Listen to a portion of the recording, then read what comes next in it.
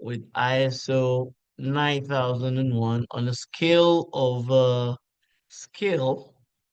1 to 5. Five being you are better than I am. Five means you're better than I am. And I think I know I'm on a level 4. I'm on level 4. I can prove that. I can validate that. So yeah, so the five being that you're better than I am. So if I'm going to answer this as a person, for the purposes of this meeting, I will say I'm an enterprise architect, and I'm an enterprise architect and an ISO auditor. Yeah, ISO standards auditor. Okay, that's my day job. Okay, uh, uh, so that on the scale of what you think, so I'm an enterprise architect and an ISO standards auditor, and I am on level 4 out of 5 as a person. So I am Dr. Orlando. Yes, that's my name. I'm Dr. Orlando, an enterprise architect and an ISO standards auditor, as it is, and I'm on level uh 4 out of 5. Good. So I put mine in the chat room. So I want to Gideon, you're not serious. I don't agree with you, Gideon. You're mocking, you're playing with me, you're messing with me. Right. So everybody, good. Afalav, it's great to have you here. Let me hear from everybody. So, okay, okay, right.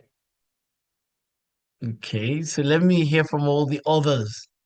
I'm on level 4 out of 5. I know I am. All right, so I think I've validated that. Maybe maybe almost with 500 clients or more, something along those lines. Okay, good. All right, so tell me, everybody. I mean, about the 60 plus people on this call, so I want everybody to share theirs with me. All right, so yes, okay, good, good, good. Okay. So yeah, I want everybody. Alfred, somebody's called iPhone here.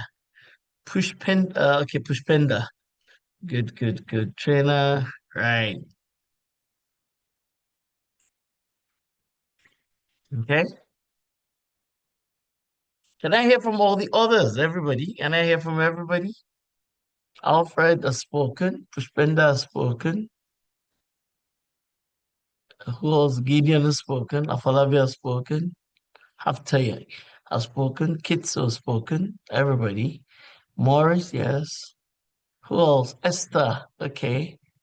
Ha ha ha ha. Raymond, definitely.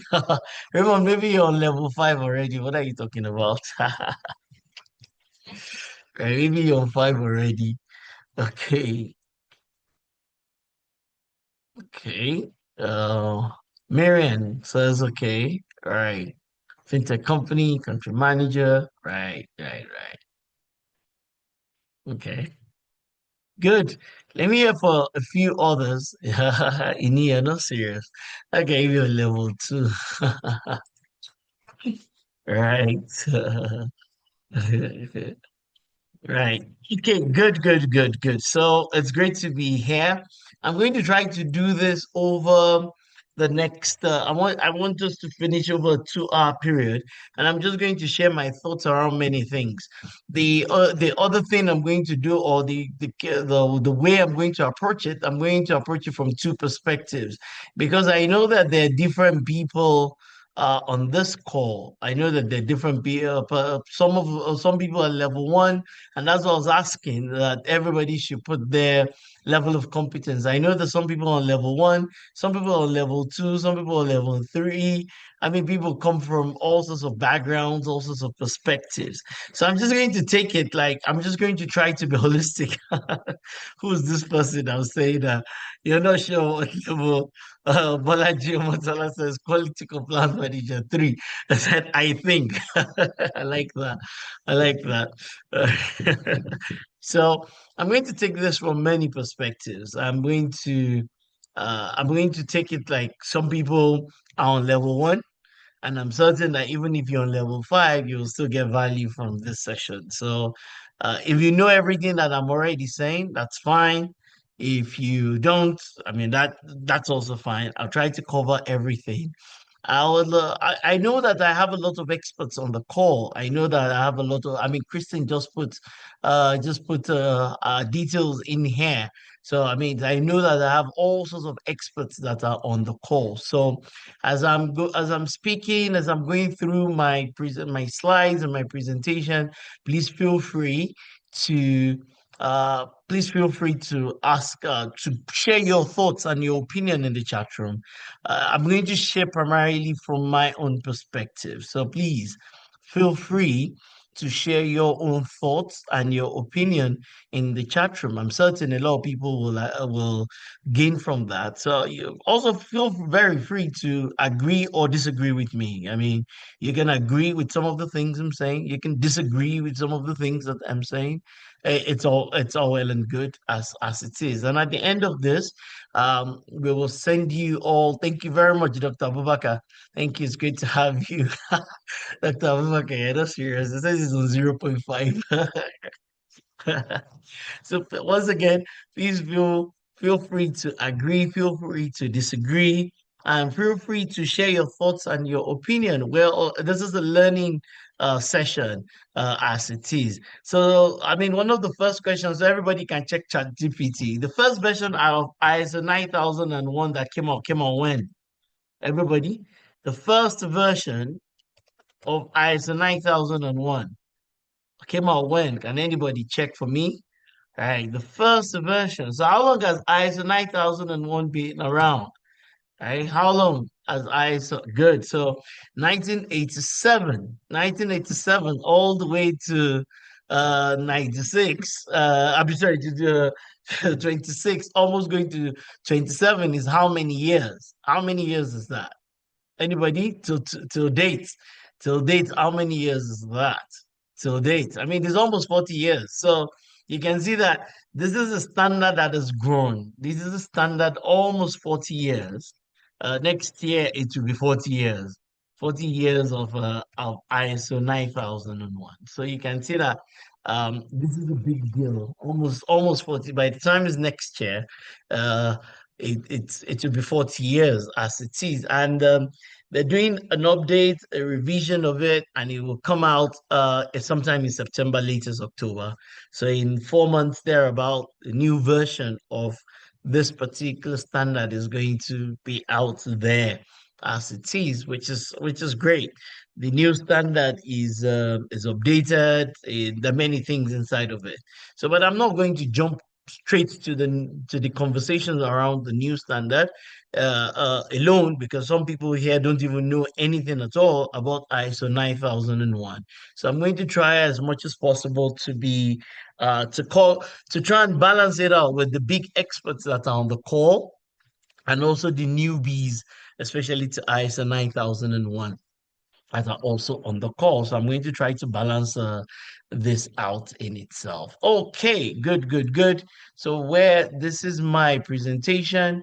Uh, it's not a perfect presentation. I was putting it together yesterday evening, but I think it should do the job as it is. So once again, thank you very much, everybody, for coming here.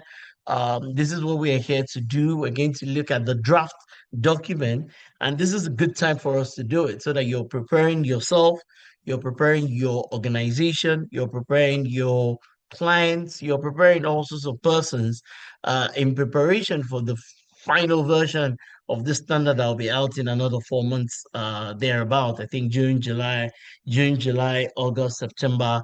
In about 4 or 5 months, it will be the new version will be global, will be out, and organizations will start.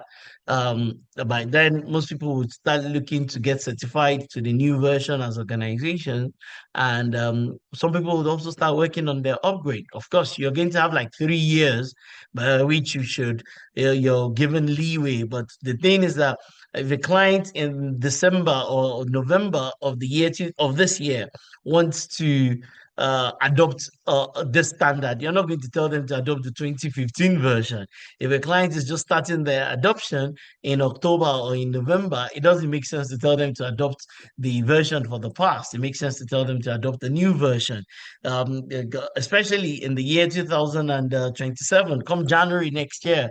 None of us are going to be guiding our clients or telling them that they should adopt the old version any longer. Everybody's going to be guiding them with regards to the new version. So this is good time for everybody to start getting ready for this. There would also be some kind of foundation exams tied to the draft because the final version is not out. There'll be some kind of foundation exam that we've prepared once again just to focus on the new version, and we'll share it with everybody after this meeting. All right, great. So I'm Dr. Orlando. I work for Training Heights. So Training Heights is the one holding and driving this particular session. So you can look on our website. I'm the founder of Training Heights. We're 2003 to date. We're 23-year old organization, and we're an accredited organization for many things. We've been accredited by People's EC Council, and different organizations for different things for very, very many years as it is. So you can follow us on our social media handles and things like that as Training Heights. I'm certain that Bodun, please share the links. It'll be nice for you to get to know all the things that we do as an organization. So great. Thank you very much. As I said, this is my dear self. My line of work is around governance, risk, compliance, and sustainability. And I've been my background is in IT. My core background is in core IT. I studied computer science and engineering. And my background is in IT, but in recent times, my focus has been around over the last decade or more, specifically around governance risk. And when we talk about governance risk, compliance, and sustainability, you have this both on the IT side and on the business side. And sometimes people mix those two things, the IT side of governance risk compliance and the business side of governance risk and compliance. So that's me. I'm sure that if you put my name into LinkedIn, you will find me in there. I try to post as regularly as possible. But yeah, so it'd be nice to get all of you within my network and also me within your network, because once again, thank you very much for taking out the time to be here today. I have a quick question for everybody. I'm going to do this. So everybody in the chat room, well, which is your line of expertise? And I want everybody, you can only pick one. So all right. So the question is like this, so that I'm very clear. You're only allowed to pick three standards, either from business or from IT, that you would like to have as your specialization. So you must only pick three standards, either from the IT related ISO standards or from the business related standards. So you're not allowed to mix. You can't pick one here and one there. No, you must stick to one of the columns. So I want everybody to come in the chat room for the year 2027 and beyond. Where will you like your expertise to be as a person? Well, I want you to pick the top three standards you would like to be like a global expert in that particular area. And I want you to put the three standards in the chat room. And the three standards you pick must either come from the IT side or from the business side. Now I want everybody to come to the chat room. Quickly, quickly, quickly, quickly. Everybody. I want to see. You're only allowed to pick that. So you're not even allowed to say IT related. You must say the top three that you want to be you want to be known globally for amongst them. So you can't just say, oh, IT, no, or business. No, you must pick three on either side quickly. So let's see, but then let's see which side is going to win.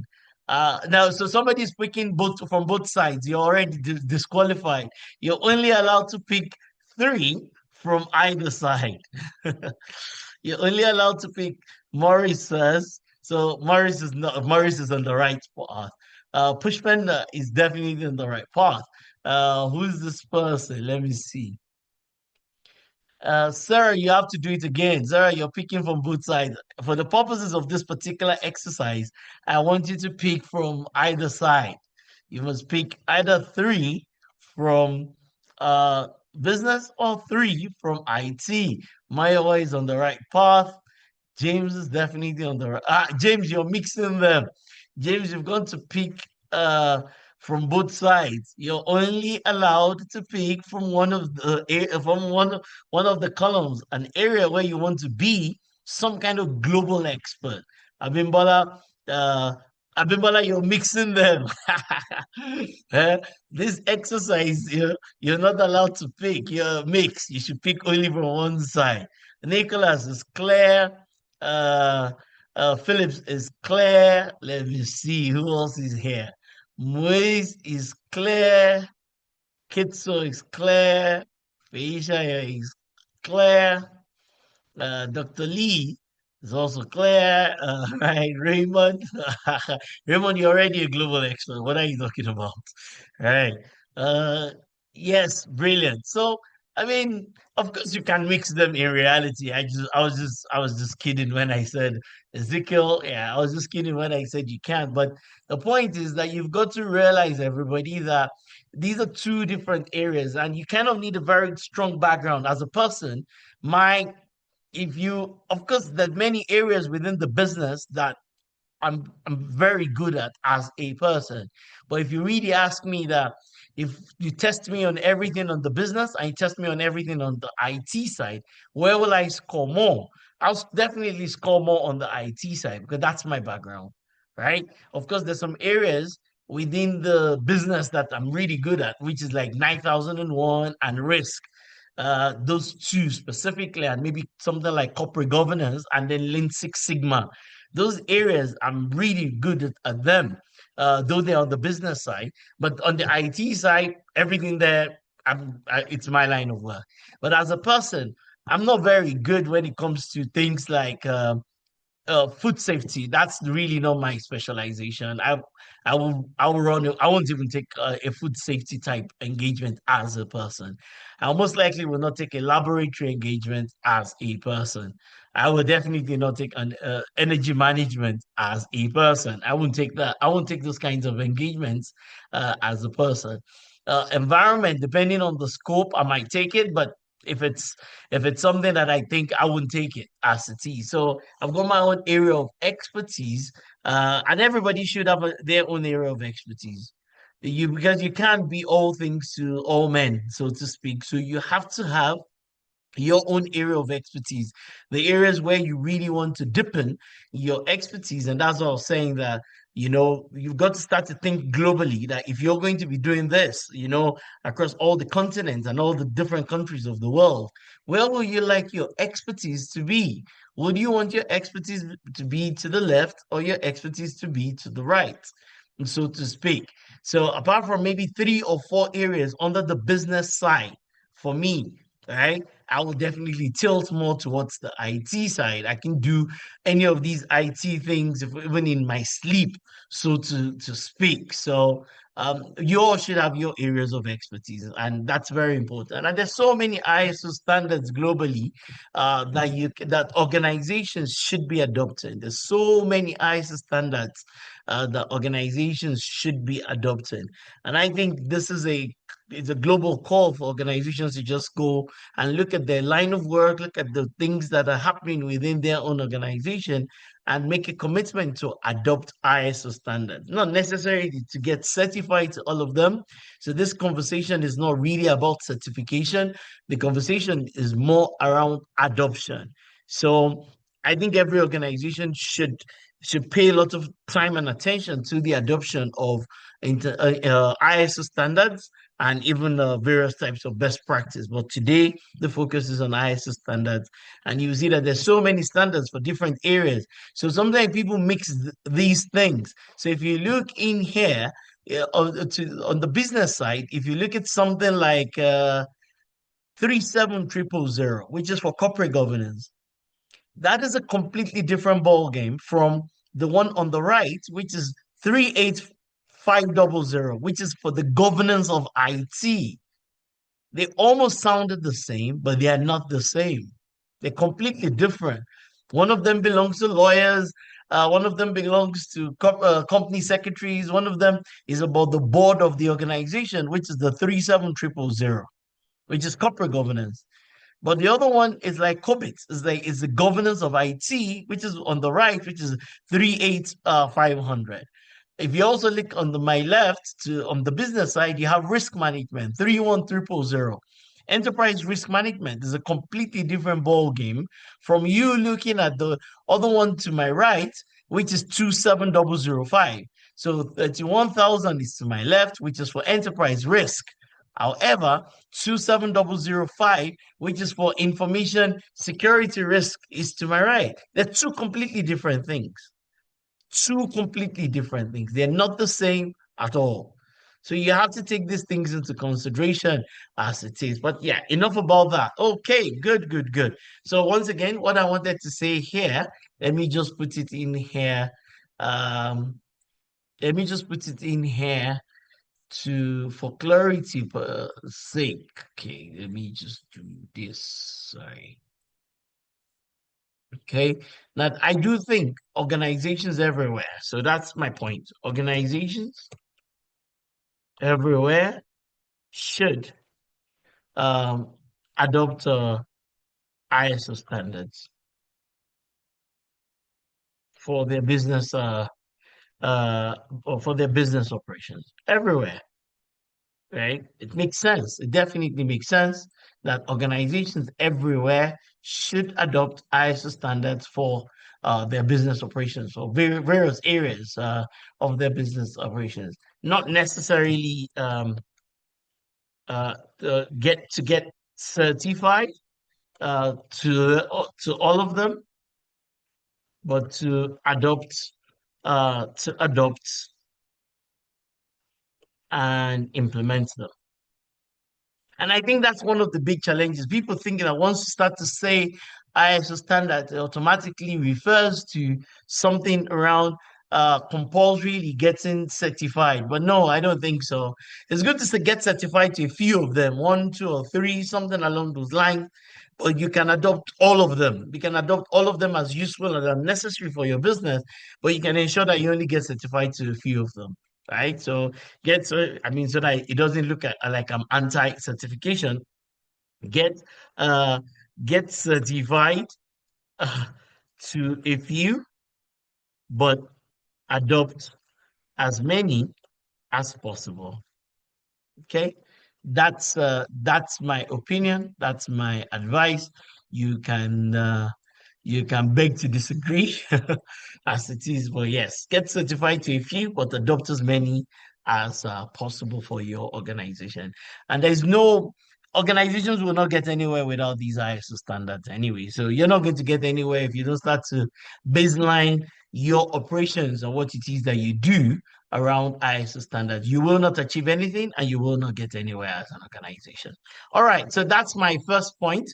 I just wanted to bring that up so that everybody knows that there are many ISO standards and all of us should be looking to adopt it. Good.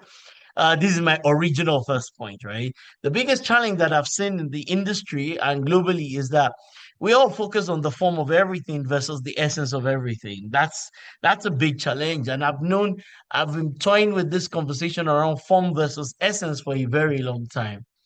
So it's almost like we're all caught up. I mean, people who have audited, have trained, or whatever it is that I've had engagement with, and I have a lot of my friends and a lot of my colleagues and even industry experts here on the call today. I've always said this thing in all meetings that there's a form of the adoption and implementation of an ISO standard. There is a form around it.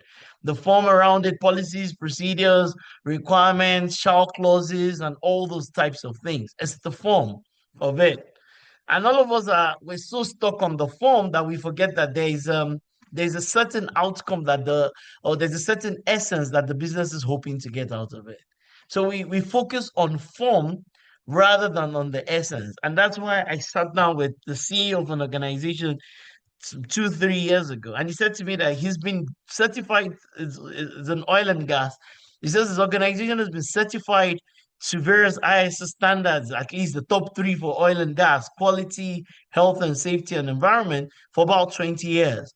But he says that, all that certification does not change anything in his business.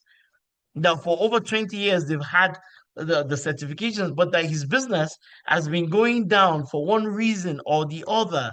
That's despite him being audited and being certified on an annual basis for 20 years. He said his business is almost about to disappear. So so he says that as far as he's concerned, his organization goes through internal and external audits every year for 20 years, but he doesn't know what difference or what value that he's getting out of it. That they just go through the motions. They get an external auditor. They pay them. They come. They tell them they have not done X, Y, Z. They fix those things in their non-conformities, but that this business is not growing. And then he was asking me that Dr. Orlando, isn't this ISO standard meant to be contributing directly to my bottom line? Isn't this ISO standard meant to be helping me win more market share or identify why I'm not winning more market share and then guide me in terms of how I can do that? Isn't this thing meant to be telling me about how I can develop better products and services or how I can start to diversify my portfolio into other markets? He said because it's almost like it's a list of things. Do we have 4.1? Do we have 4.2? Where is the updated scope document? And then everybody ticks off all the boxes and they go home, but his business is not getting anything out of it. So this is really important that you and I, who are either existing practitioners or we hope to be practitioners of these ISO standards and international best practice, we should collectively start to focus on the essence. Every time I'm auditing a client, one of the things, especially for surveillance audit, one of the things I ask them is, can you give me a document or scientifically prove to me that your organization has gotten value from these ISO standards over the last few years that you've been doing it? Can you prove that to me? And a lot of organizations cannot do that. I asked them for a report, a benefits realization report, and there's something like that. Everybody, you can go look it up. There's something called the benefits realization report. Where is your documented benefits realization report that I can look at, that I can validate, that I can be certain that you're not just doing this because it's part of your procurement activities because you want to go bid for work somewhere, but you're really doing this because you really want to ensure that it's affecting your bottom line and that you're getting value out of it. So the big thing that I've seen in this line of work when it comes to these things that are ISO related is the consult all of us, and all of us we're all guilty. The consultants, the internal practitioners, the external auditors, the trainers, all of us are guilty of this. A lot of focus on the form in which the form of the whole thing, the policies, the procedures, the work instructions, the evidence that is tied to the clauses and the requirements of the standard, without really helping our clients in terms of the essence. I mean, I have clients who have been doing ISO standards and then the bank still folded up. I have insurance companies that are certified and they've maintained the certification for 15 years, and then the insurance company still folded up. I have organizations that do different types of ISO standards, and they still get hit. They still are not prepared for a disaster, so to speak. I still have organizations that have done health and safety for years and they've maintained their certification, but people get injured on the manufacturing plant all the time, and it's not even decreasing. So it's a problem. And it's good that all of us that we're here today will start to take this conversation forward. Now, this whole thing is not just about certificates. Certificates are great, but certificates are not all, this cannot just be about the acquisition of certificates. The idea behind ISO standards definitely is beyond and should be beyond the acquisition of certificates. It should be tied to the very essence of the business. Okay. So once again, please share your thoughts in the chat room. Why is it that most organizations are fixated on the form at the expense of the essence? Why is that a phenomenon that most organizations are fixated on the form which by which things happen rather than the essence of things happening? But all of us should go away. We should tilt more towards the essence. What is the value that our client is going to be getting from this? How is this going to change the destiny or the outcomes or the benefits of the organization? What is this going to do specifically to the organization? And this is key. Once again, all the experts in the room, share your thoughts in the chat room with me. Why? Why is it that all of us here as consultants, that we focus more internal consultants or external consultants, internal auditors, internal implementers, external implementers, trainers, whatever naming convention we've given to ourselves. Why is it that we're very much fixated on the form rather than on the essence of the use and the adoption of ISO standards, right? Or sorry, sorry, I take that back, on the essence. Why are we not all fixated on the essence? Why is the leadership of the organization not fixated on the essence? Why are we all about form at the expense of the essence of these things? Okay, good. So I definitely want to get your thoughts in the chat room. This is extremely important. This is the other one, right? So this is the other one, outputs versus outcomes. Once again, a lot of us are very focused on the outputs at the expense of the outcomes. We're very much into the outputs, you know. So an organization will show me their risk register.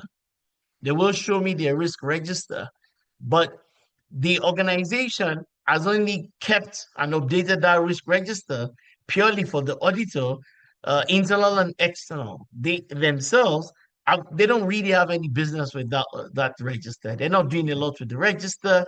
It's almost like they don't even care about the register. They only update it and keep it for the auditors. So when they do their monthly meetings, they do their quarterly meetings. Out of the concerns from the risk register don't show up in their operational meetings. So the ISO standard is completely divorced from the operations of the organization. Like the operations of the organization is on one hand, the ISO standard is on another hand, especially ISO 9001. So the ISO 9001 for most organizations is not embedded within the organization. It's not inside of the business. It's a standalone entity that is being audited and maintained primarily for certification and audit purposes. Once again, the business will struggle to get any clear outcome, any measurable outcome from all the time, effort, money, and all the things that they put into it. And that's a big problem. And it's a global problem. I've worked with clients in Canada, I've worked with clients in the US, I've worked with clients in UAE, I've worked with clients in different parts of the world. This is a global problem that the use and adoption of ISO standards is very form and output driven. It's not very much around the essence and the outcomes. It's not driven around essence and outcomes. Outcomes is driven around the form of the work and the output of the work.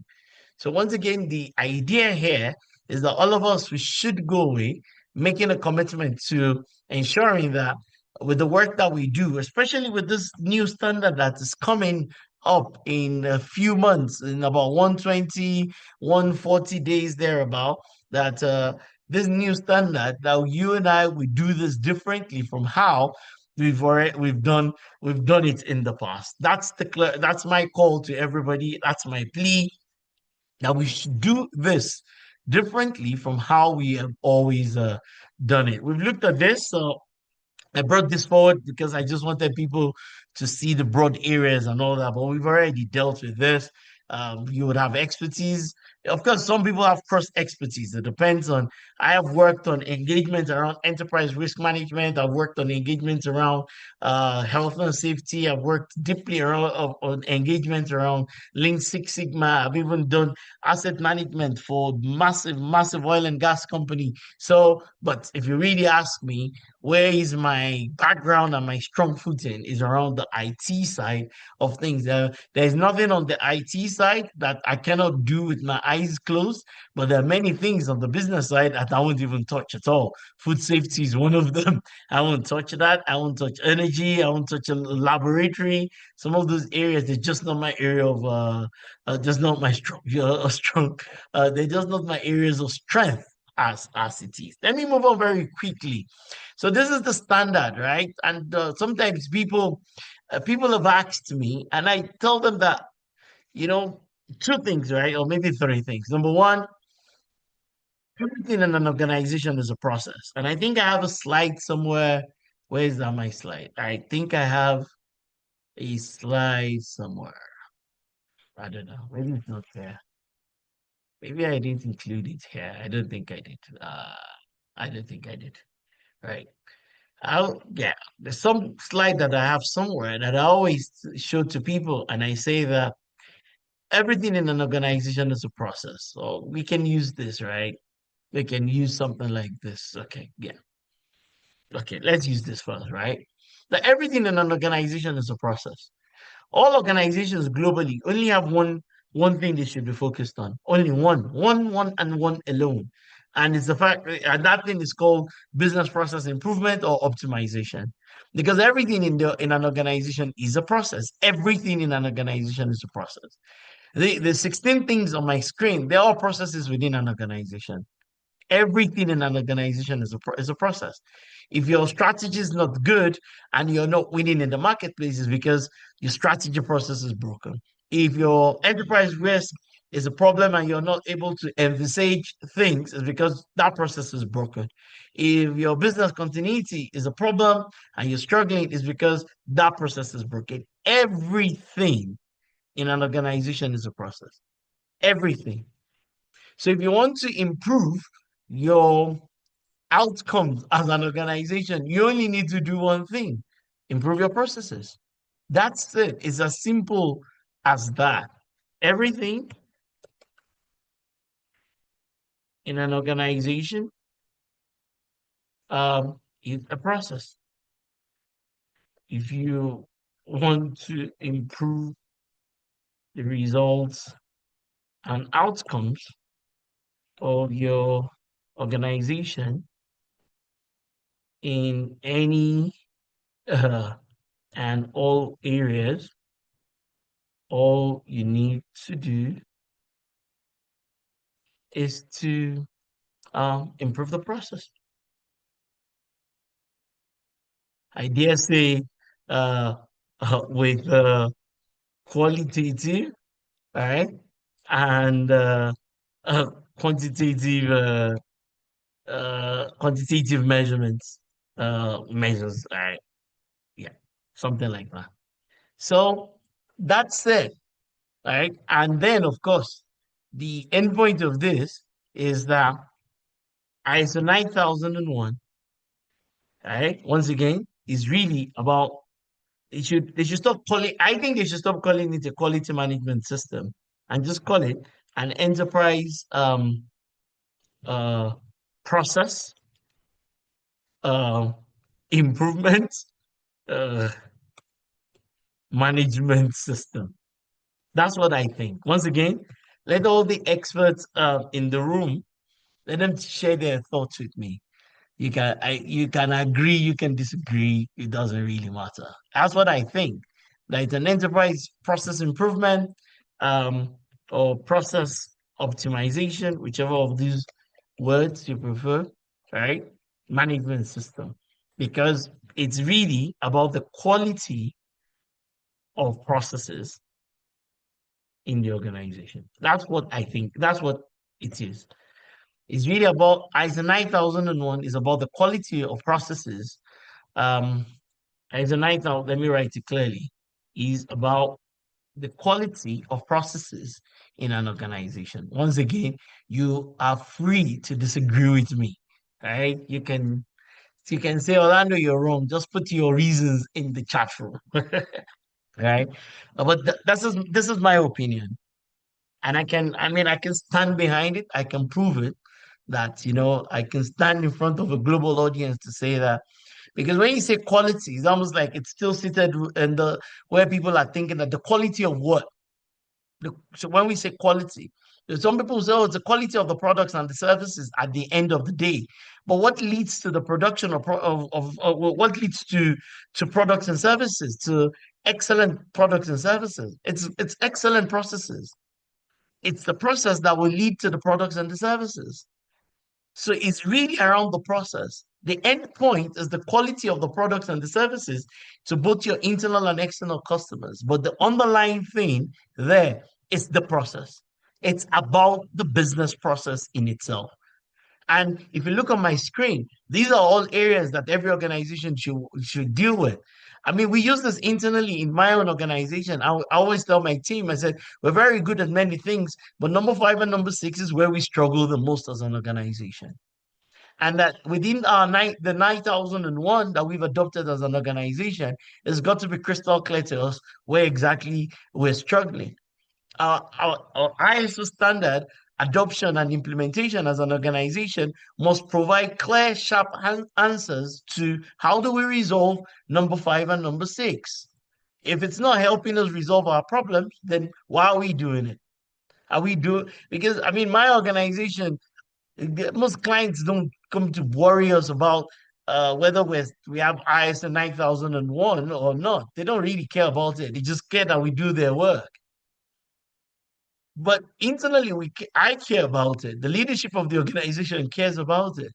So if the use and adoption of ISO 9001 in our own organization is not helping us to address business challenges, then why are we doing it? Because we can't, we as an organization, we're not doing it because we need to use it to bid for a document, but we need it to help us address our core objectives as an organization. And I mean, and this is one thing that I've seen with a lot of organizations. You can't really tie their adoption of various ISO standards to the business. And ISO 9001 is the most important standard. Once again, you can disagree. But ISO 9001, if I come back here, everybody, if I come back here, there's a reason why I put 9001 as number one. It's the most important standard. It's a single standard by which you can embed all the other ones inside of that single one. It's the single most important standard amongst all the ISO standards that exist. It is 9001. Within the scope of your 9001, you can embed every other thing.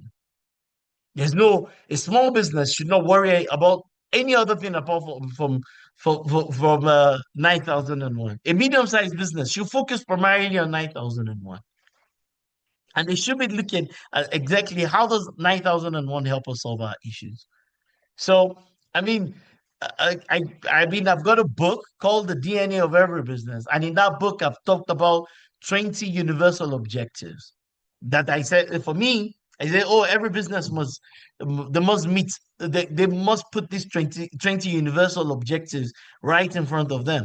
The priorities might be different. Of course, they would have different priorities. But once again, ISO 9001 must provide an answer to these things. So the question for everybody, right, is how does ISO 9001, how does ISO 9001 help to meet these business objectives? That's it. And ISO 9001 can help to meet the objectives. It can. It definitely can help you meet these objectives. You're going to have to think about it properly. You're going to have to adopt it appropriately. But ISO 9001 can definitely help you meet uh, these objectives as an organization. And you need to keep these things clearly at the back of your mind. You need to be more in tune with this than being in tune with only the clauses of the standard. Once again, I want to get your thoughts and your opinion in the chat room, everybody. Should the use and the adoption and the implementation of ISO 9001, should it be fixated on the clauses of the standard, or should it be fixated on how it helps the business to meet its objectives? That's the question you need to take with you. How is this ISO 9001 going to help me as an organization meet my objective? How is this going to work? And once again, this is important and this is critical for every organization, right? So that's what 9001 is. From my perspective, everything is a process, and ISO 9001 is the standard that helps you with regards to enterprise process improvement. Not only processes that are core, but even the non-core. So remember, what's the name of that guy? Michael Porter, right? Everybody, good. This is Porter, right? And so it's almost like when you and I do ISO 9001, right? We focus on the primary activities, especially when it comes to clause 8. We all focus on the primary activities, inbound logistics, production. And if you go to do a mapping, you will see that when you get to clause 8, and I'm speaking to the experts now, you're not very familiar with the standard, hold on, I'll go back. I just wanted to quickly make this point, right? When it comes to clause 8 of the standard, the clause 8 of the standard is fixated primarily on the primary activities of the organization. The primary activities that the organization embarks upon to develop its products and services. Those primary activities, like I mean, this I didn't put this together. This is Professor Michael Porter, and if you look at the way Clause 8 in the standard is structured, it focuses on the primary activities. However, every organization must still focus or cannot afford to focus only on the primary activities. You also have to focus on the supporting activities. Because if the supporting activities go wrong or are not in place or are not measured appropriately, even the primary ones are going to fail. So this is not a conversation around primary versus secondary. The standard might be fixated in clause 8 around the primary activities. But I'm telling you, as an organization, you have to use the standard for both primary and also supported. Because if you focus on only the primary and your technology goes wrong, or HR goes wrong, or your procurement goes wrong, or something else goes wrong in the organization, then it doesn't matter. You're still going to have a problem with your primary activities. And I was trying to explain this to some big man who's an operations specialist because his own understanding of operations management is only around primary activities. But I was telling him that in modern day, you really have to think of both the primary and the supported. But I mean, that's just an aside. Let me go back to the point, the initial point that I was trying to make, right? So, if you come back here, what was I saying? So, as I said, how does ISO 9001? How does it help to meet these business objectives? Because it should help you meet these objectives. Let me move on very quickly. In here, you can also see about 15 different gaps. All organizations have these gaps. They just have them in various measures, and some gaps are bigger, wider than others, blah, blah, blah, like that. But every organization has got these gaps. So my big question to everybody that is on the call, once again, is in your use and in your adoption of ISO 9001, the big thing for you to say here to yourself and to the organization is that how does ISO 9001 help our organization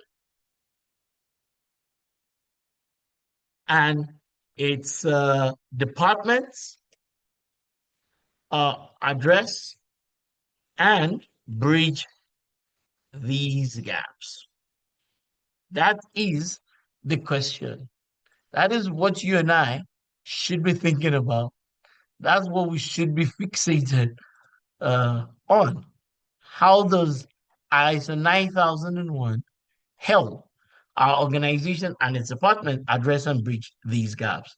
Because if ISO 9001 is not helping you bridge these gaps, then you're just doing it for doing sake. That means you're very much about the form of it, but you don't really care about the essence of it. And you should care about both the form and the essence, right? You should care about both the form and the essence, right? So let me move on once again because of our time. I was doing something for an organization and I created this for them. I even called it Dreamer, right? That's what I told one of our clients that I was doing some work for. I called it Dreamer. I said, within your ISO 9001, these are the kinds of things you should be thinking about. The documentation, process review, improvement, overall management, and finally, you must automate. How can an organization not have an accounting software for 15 years and they're ISO certified for the 15 years? How? How is that? And we're talking about, and we're not talking about a 5 man or 10 man organization. We're talking about maybe an organization that has 200 or 100 employees. How can an organization year in, year out not automate procurement, not automate HR, not automate anything, and they're consistently being certified to ISO 9001 for 15 years? Some auditors will say, oh, because the standard does not really say that, oh, the organization should use IT systems, but the standard says that you should continually improve. So the question is, how are you going to continually improve if you don't have any form of technology? So most organizations stop around number one, number two, or number three. A few of them will go to number four. Only very few organizations will proceed all the way to number five when it comes to the ISO standards and the alignment of the ISO standards to business operations. So this is a big deal. We can't be fixated on only on the documentation, on the reviews and the improvement. There's the overall management, but eventually everything in an organization, well, maybe that's a bit too broad. Let me say most things in the organization should be automated. I mean, if there's no automation, how are you and I able to do this? I'm somewhere in the middle of nowhere, in a village somewhere. Some of you are calling from different parts of the world. If we don't progress towards the automation of most things in our organization, how are we going to do this? How can an organization have nothing, have no operational ERP for 10, 15 years? How? And the ISO auditor and implementers every year come ensure that they have Word and Excel documents and it ends there. How? I'm lost. Because eventually you've got to automate things if those things are going to be efficient. And because if without automation, you really cannot be efficient. You might be effective. It's possible that you'll be effective without automation, maybe, but you will never be efficient without automation. I can guarantee you that. So whatever it is that we're doing in our ISO 9001 must be gearing towards how do we ensure that we're not just effective, but we are also efficient. It's not just about effectiveness, it's also about efficiency. Okay? So, I mean, ISO 9001 is meant to be embedded within the organization, within its processes, within how it does its work, and things like that. So, we're meant to be consistently evolving. I mean, as I said, when we get to nine, when we get to 10, it used to be called 10.3. In the new version, it's 10.1. When we get to continual improvement, they should have changed that name to maturity improvement or maturity assessment.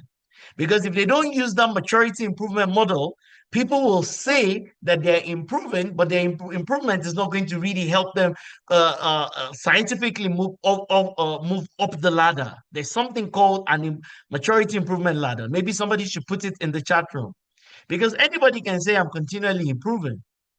But not everybody can say that I've been subjected to an external review and they've confirmed that I'm on maturity level 3 or capability level 3.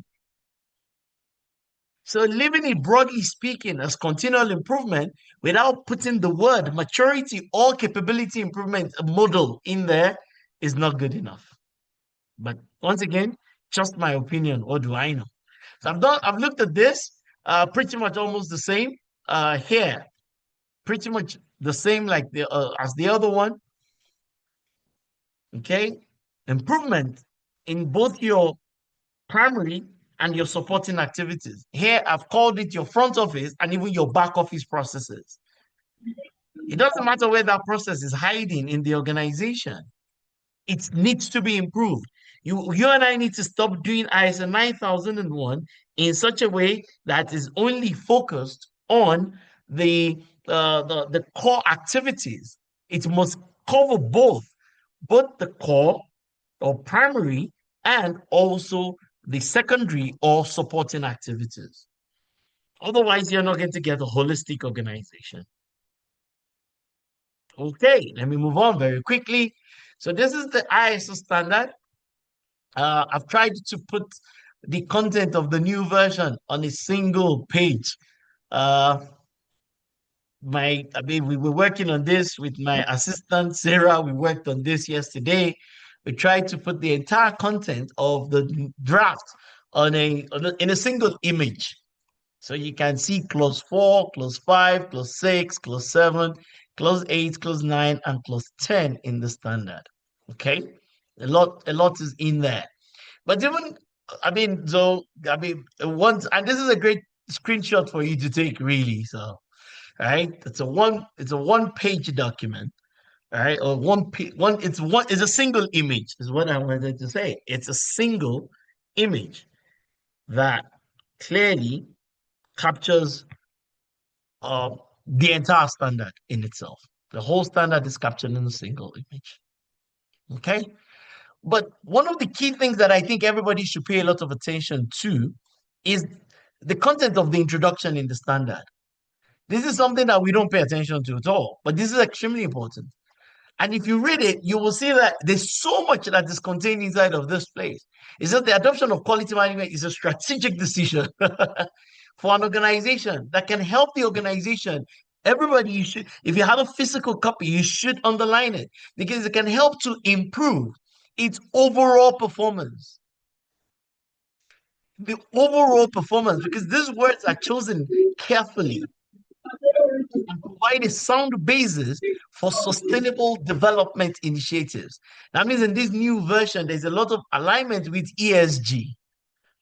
And you know that globally, ESG adoption and reporting is becoming a key thing everywhere around the world. It doesn't matter what country in the world you're in, by next year, in another 2 years, by the year 2030, every organization or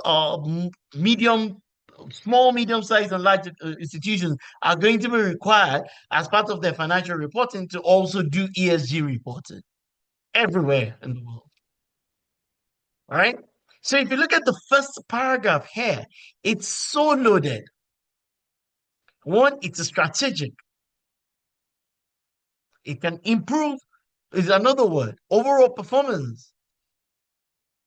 And it's a sound basis for, if I wrote it, I wouldn't have put sustainable development initiative. I would have just written it as your sustainability initiatives, but it's fine. And then look at the next thing. If you're doing this right as an organization, you're supposedly meant to get these 4 benefits out of it. This is the introduction to the new standard. So all of us don't focus on the benefits. We focus on the form at the expense of the benefit. Okay? If you go further down, then he talks about plan to checks the cycle, and then he also talks about the process approach. Then he talks about risk-based thinking towards the end of it. Most clients, if I decide to audit them based on this introduction, they're going to fail because they don't take all this.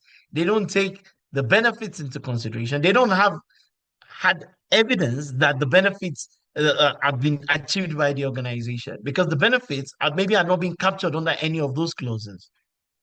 They don't have any real evidence that they're following through with the Plan, Do, Check, Act, but at least a lot of organizations do that. They don't have any real evidence around the process-based approach, and they struggle significantly with the risk-based thinking. So once again, this is a big deal. This is not something that you leave to the most junior person in the organization. This is a big deal if your organization is going to get anything out of it. I even think this training is really more for CEOs and executives. But the CEO does not think this is his business. He thinks this is the business of the QMS manager. The executives, the ED, think that, oh, this is just, but they don't realize that this is the business in itself.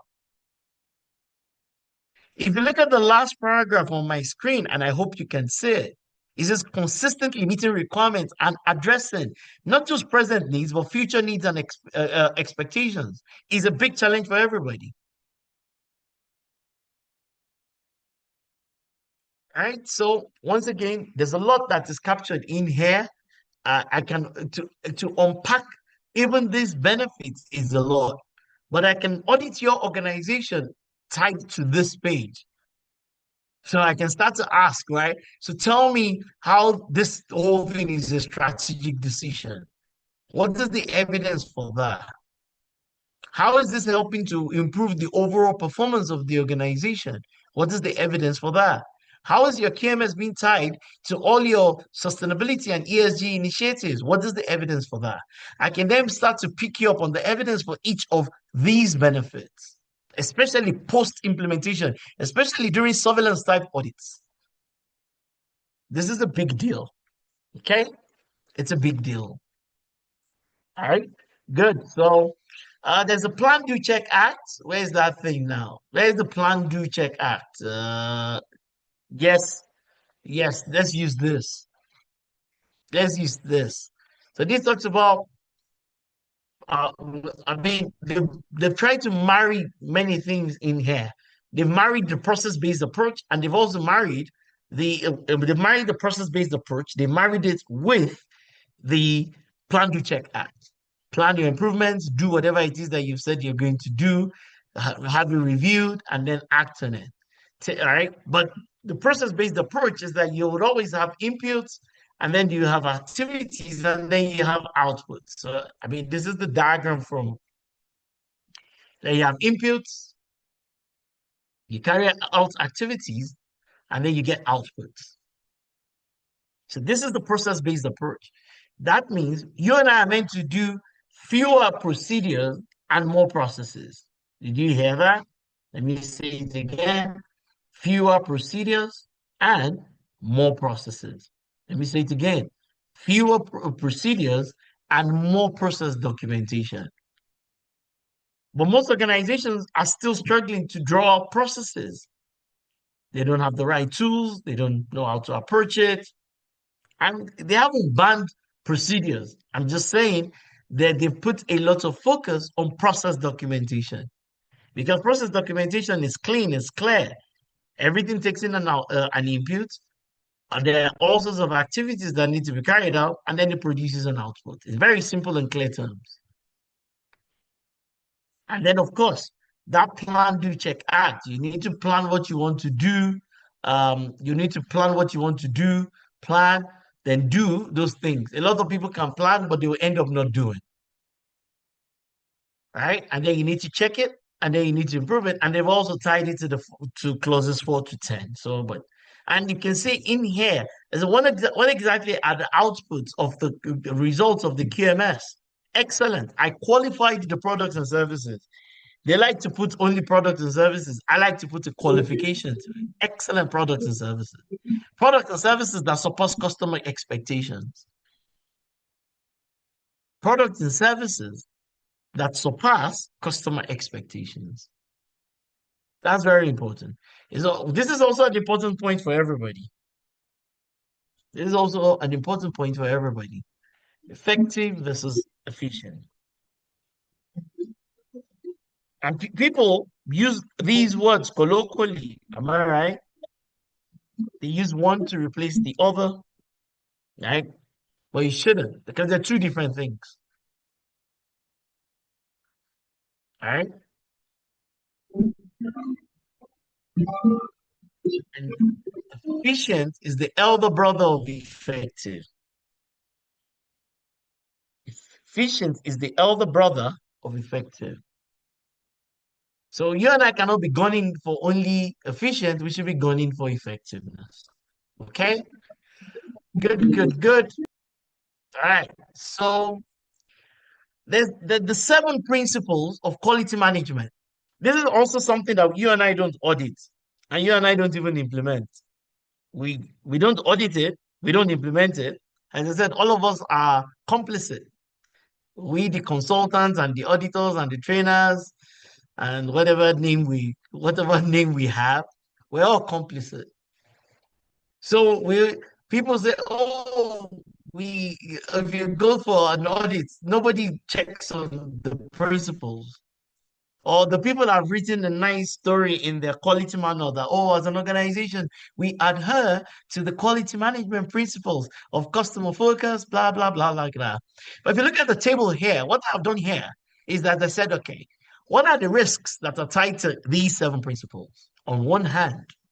On the other hand, what exactly are the applicable deliverables tied to each of these principles?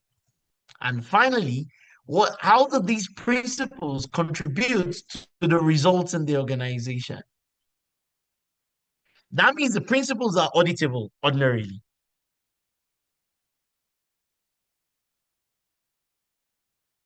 Look at the table carefully.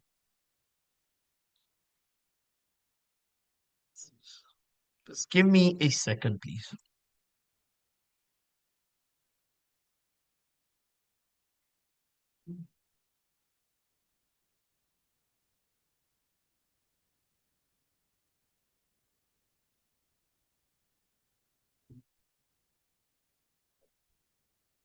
And this is where the difference starts to come in because for most people, they say that they implement these principles, but they don't have any real evidence of the implementation of the principles.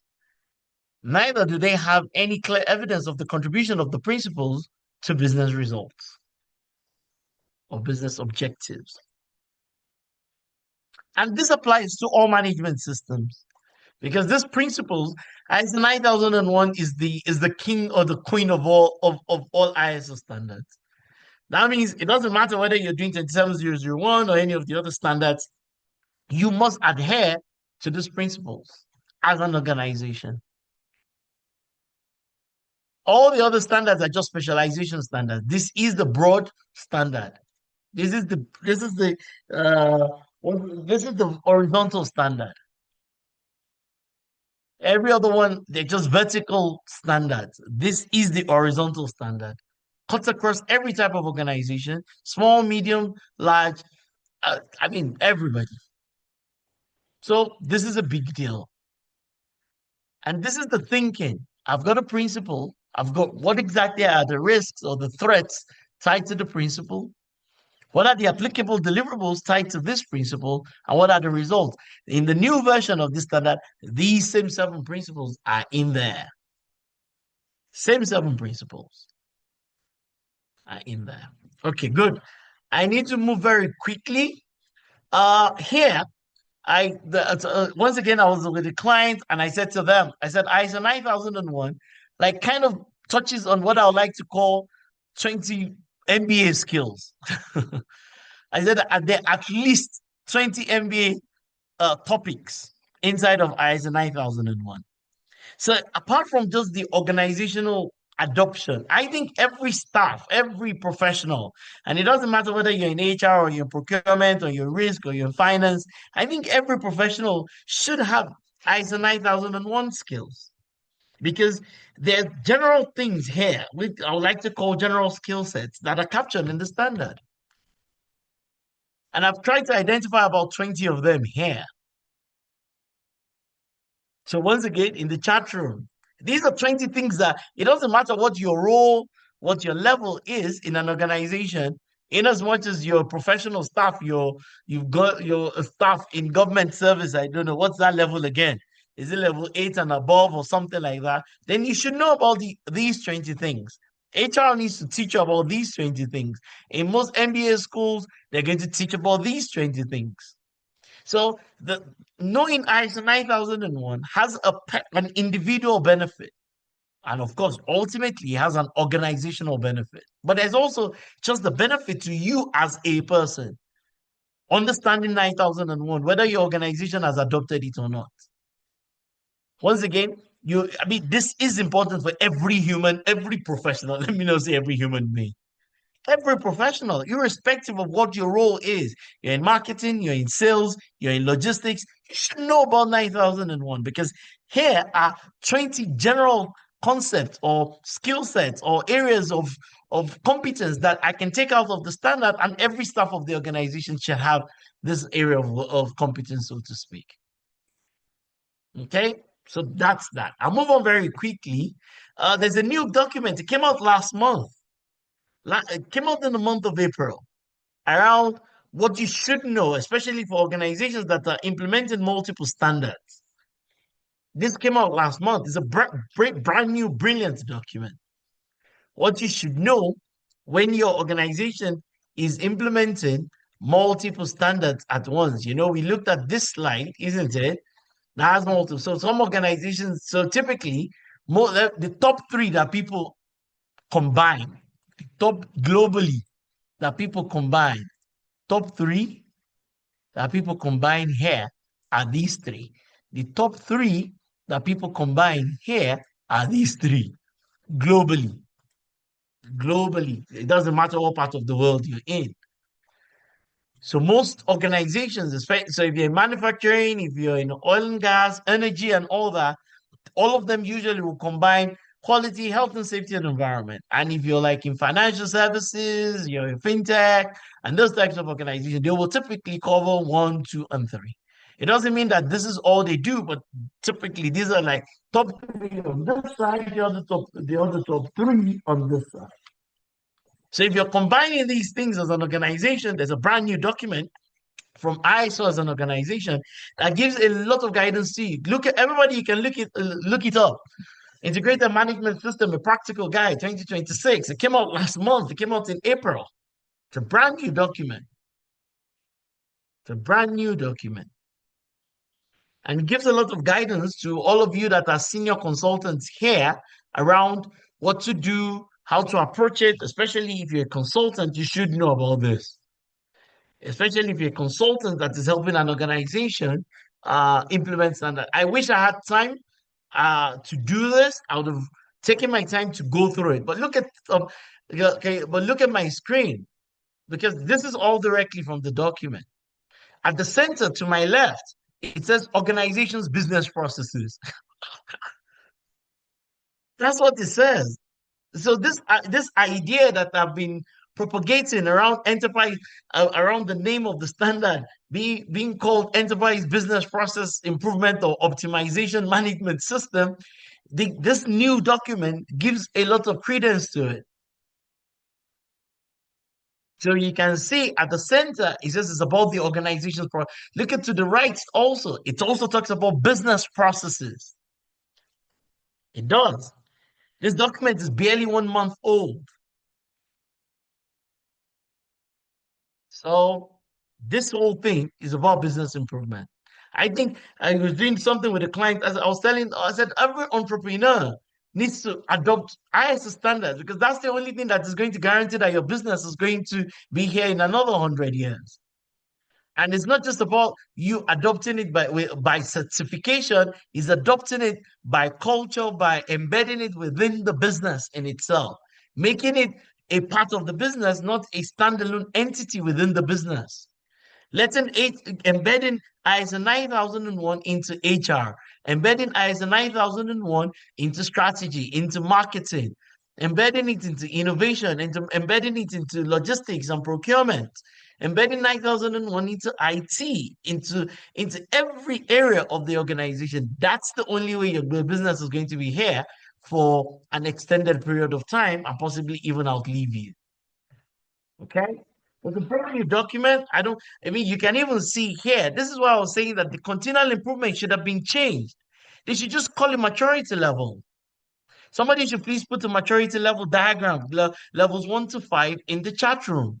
So because you can see level 1, so what this is what you want to know about the processes in your organization. You don't want to just have this thing that says that, oh, I'm improving. How are you improving?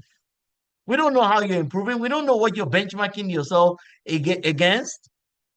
But if you look here, if there are changes, you will know because the metrics, clear documented metrics to know and characteristics of processes that help to define whether that process is on level 1, level 2, level 3, 4, or 5. The clearly documented characteristics for each of these levels. So you will know if HR is on level 1 or level 2. You will know if procurement, you know if strategy. You even know if your board management, composition of the board, frequency of meeting, effectiveness of the board, what level is it? This single thing that is here is a big deal. But most consultants don't take this into consideration at all. This singular thing that is here is a massive deal. This thing. The maturity level of all your processes. So it's pretty much like you want to embed this maturity level conversation. Let me do this. It's like you want to embed this maturity level conversation. You want to embed this maturity level conversation. You want to embed it. Let me put it here. It's like you want to embed it here so that you're clear on what is the level of maturity of the processes in the department in your own organization. That's pretty much what this whole thing is about. But most people don't think about it this way. They say that we're improving, but I don't know whether you're improving because you have not subjected your process improvement or your continual improvement, which is now 10.1, you have not subjected it to any kind of maturity level assessment. So the person does the minimal thing and says that they're improving. Some would even say that they're improving because they updated the documentation, but that's not good enough. Right. So once again, I can do this all day, but I do not have all day. So I'm going to try to be very quick. This is the whole standard. Nothing has significantly changed between the former one and this one when it comes to the high level clauses. And I spend a lot of time using this to teach and guiding people. Spend a lot of time doing that. So one of the key things is that you can see that they've taken out 10.1. Now they brought what was in 10.3, they brought it to 10.1, and 10.2 has stayed where it was all along. So I want everybody to take a minute to look at this diagram. As I said, I can talk about this. This training is an entire week worth of training. If we're going to do it properly. So this is just a teaser.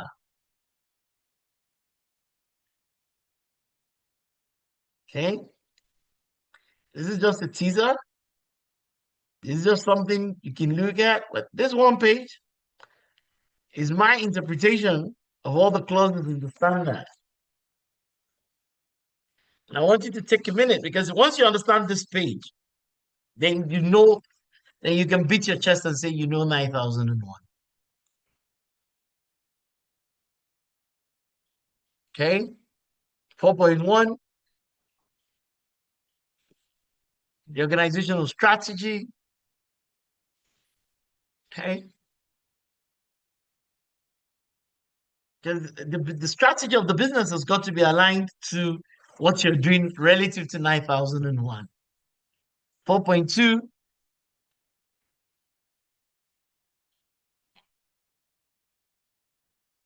4.3. Everybody used to struggle with 4.4. And it's even changed now. Everybody, look at this for 4.4. Where's my 4.4? Sorry. Everybody look at this for 4.4. Because the big problem for everybody for 4.4 is these two words. These two words is the headache. because people don't understand how to draw process interaction. Because what it's saying here is that your processes must interact. That means the opposite of that is that your processes are standalone processes. So 4.1, 4.4, sorry, has changed. It has changed. They've broken it into 4.4.1, 4.4.2. All right? Because this process interaction is a problem. It's a big problem for a lot of people. Right? So if I come back here, because the opposite of interaction is standalone processes. And of course, if I come to leadership, leadership was never meant is not in isolation, was never meant to be in isolation. The policy has specific requirements. It's very clear on the requirements for the policy. So you can't do the policy the way you want to do it. You have to do the policy in alignment with how the standard is saying you should do it. Roles, responsibilities, and authorities. It's in there. There's a lot of, there's a lot of focus on not just on the threats when it comes to 6.1 now. When it comes to 6.1, okay, look at the way 6.1 is. So there are some requirements on the general, then there's specific actions to address risks, which in this instance is like saying specific actions to address threats in a sense, negatives.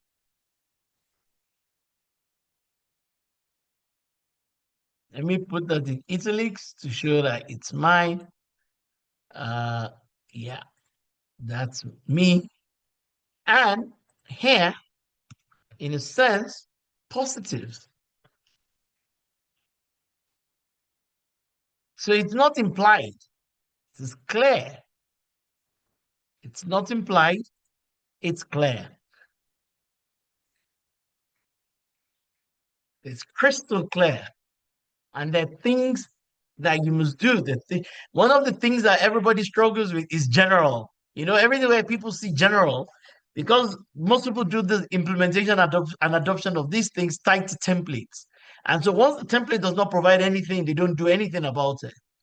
But general has a shall clause in there. So everywhere where you see general, you should be worried. There's general here, it has a shall clause. There's general here, it has a shall clause. There's general here, it has a shall clause. So there's general in a lot of places, and there's a shall clause tied to them.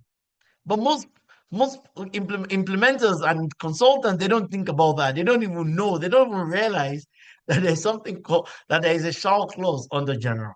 Anyways, so 6.1 is changed. 6.2 by and large. 6.3. 6.3 is one of the most confusing areas, but it's a big deal. It's a massive deal. All the IT people think that 6.3 is talking about changes to IT systems. So they'll bring the IT change register as the evidence for 6.3. I just keep laughing. There's even meant to be a clear alignment between 6.2 and 4.1. Clear alignment between 4.1 and 6.2. Because you can't come up with a set of objectives and plans that are not aligned to the strategy in itself. It's a big deal. Another area that people struggle is 7.1. People struggle with 7.1 because in the way in which they conceptualize resources, they don't think about it across everything that is here. So this 6.1 is deep because there's a portion in there that is talking about people. There's a portion in there that is talking about infrastructure or equipment. Then there's the environment. Then there's the way in which you do the monitoring and even the measuring of various types of resources. And then there's even the calibration for tracing measurements tied to the various types and categories of resources. Then there is the big one, which is organizational knowledge. Most people don't understand this standard. When you're looking at the documentation, you just know that the person who put this together and the client, they don't really understand what the standard is asking for. Because when we get to organizational knowledge, SOPs are there, but even more importantly is internal and external internal service desks and external customer service desks, and how we have resolved various types of issues that have come up, and even hand over notes from one person to the others, like tied to our succession plan. Somebody's leaving the organization. What does the handover note look like? Where is the standardized template? And for the last 10 people who have left, how did they do that? Organizational knowledge is also tied to OneDrive, is also tied to SharePoint. You look at this, the way the consultant has put the work together, and you know that they really don't understand this standard. Competence, awareness, communication, documented information. I was sharing with somebody that there is a fraud case that I was involved with, and I was as a reviewer. I didn't commit the fraud. As a reviewer, as a subject expert. And guess what happened? Every documentation that they brought as evidence that did not align to the 7.5 in the organization was non-admissible. Did you hear what I said? And does anybody have that kind of experience? So they brought real documents from the organization, but those documents were not labeled, numbered in line with the nomenclature that the organization had defined for all its documents. Those documents were regarded as non-admissible because they had some other documents that were in line with the company documentation nomenclature, and they had others, and the others were completely ignored. So when we say support here, the real question is, what are all the things we need to put in place to support the management system, the efficient and the effective and efficient operations of the management system? What are the various things we need to use to support it? Organizations buy new vehicles. They do all sorts of great things, but sometimes they will train only one person when it comes, or two, one internal auditor, one LI, one LA when it comes to competence. It means that they don't really think that the management system adds value to them. They don't think their results and their benefits as a business is tied to the management system. Clients struggle. 7.4 is a big deal, but people treat it carelessly. So this is big. Let me come back here. This is a big deal. So everybody, if you look at 7.4, so look at everything under 7.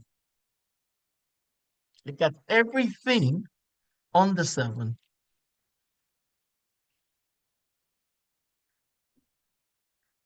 Okay? And then we move to 8. We move to close 8. We move to close 8 as captured. Do I have it here? 8 is the core of the standard. 8 is where we drop the boys from the girls because the girls are stronger. Ladies, clap for me now. All right. 8 is where we drop the guys from the ladies because the ladies are stronger. Hmm? This is deep. This is massive. This is a big deal. But once again, I told you the design of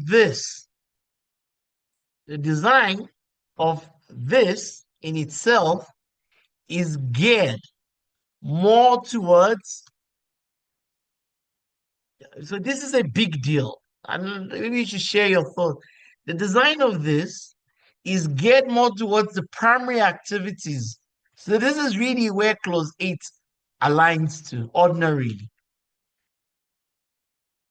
However, as an organization, you have to also deal with with your supporting activities. So where do we then embed? Let me hear from the experts in the room. Since the nature of it in itself is kind of tied more towards the primary activities, where do we then embed? Which requirements in the standard do we then embed all the other processes and activities in the organization that are not primary? Does anybody have any idea, any thoughts, any opinion? Let me go to the chat room. Oh, these people that are writing on our screen, please stop it. You're distracting me. You're disturbing me. Please. Anybody, since 8 is more the structure and nature of is clause 8 is more towards the primary processes and activities.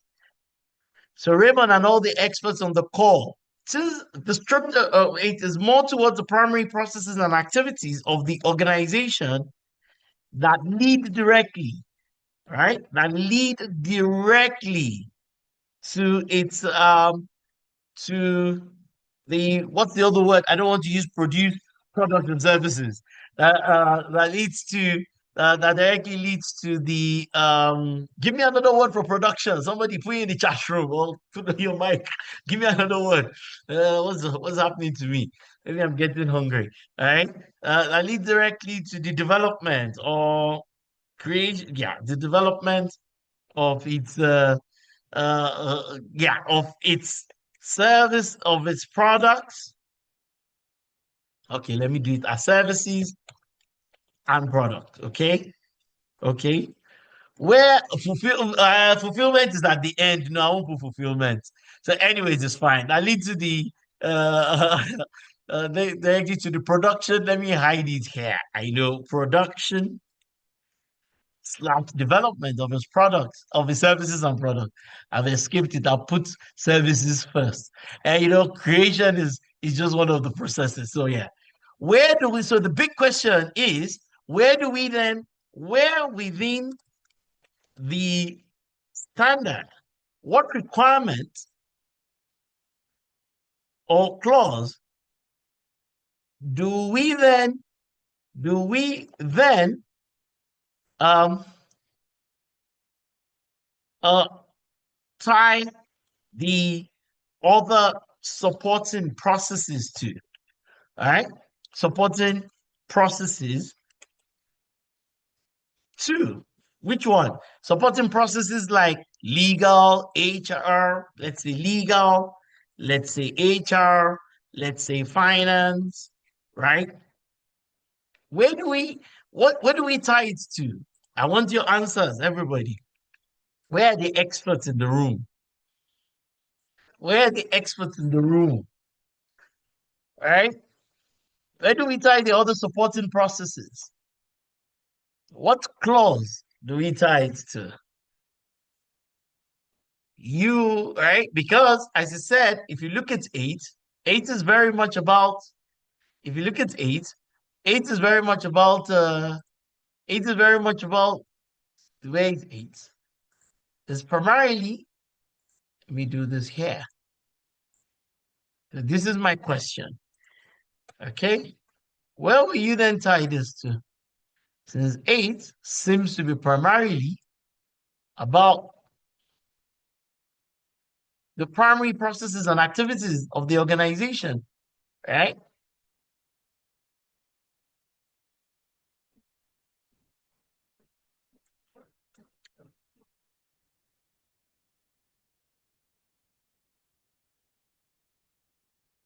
Okay. So the, the other portion of my question was when I then said, where do we then tie this to? I want your thoughts. Who's got an answer? Tell me, right? Maybe to 4.4. I like that. Where is seven? You can't say seven. Seven is too big. Kajavi, you can't say. No, no, no. We can't, Daniel. We can't really tie. I mean, we can't tie legal. Assuming you have a legal department, you can't call it externally provided, except you're referring to externally provided as external to the production, and it's not outsourced to an internal. To Now, I don't agree. 4.4, maybe people saying seven. You have to give me somewhere in seven. Seven. Good. Thank you very much, Remy. So it's possible that we can tie it to 7.1. Remy, the experts are here. Yes, I do agree that it's possible that we might be able to tie it to seven in itself. I do agree. That, yeah. Let me hear other thoughts and opinion. Where else can we tie it to? No, Remy, it won't be seven. Oh, well, okay. So if it's seven, let me see. Hold on. So yes, 7.1 because there is a portion. Thank you. Thank you very much. If in that 7.1, so some people are really paying attention. In that 7.1, we might be able to tie it to 7.1.4. So maybe we can tie it to that because it talks about the environment for the operational processes. Okay? Maybe we might be able to tie it to that. Maybe we might also be able to tie it to 7.1.6. Let me hear others. Where do we tie all the other supporting processes? Gina says 7.1.2. Will we put it in two? Gina, let me see. No, no, we can't put it in people. We're talking about the process documentation and all the other things that surround it. We can't put it in two. No, it won't be two. It won't be 7.1.2. No, that it won't be 7.1.2. Any other opinion from anybody? Okay.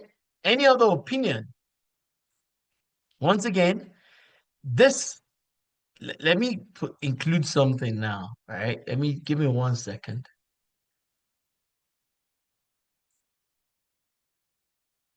Okay, where is it? Where's my eight? Oh,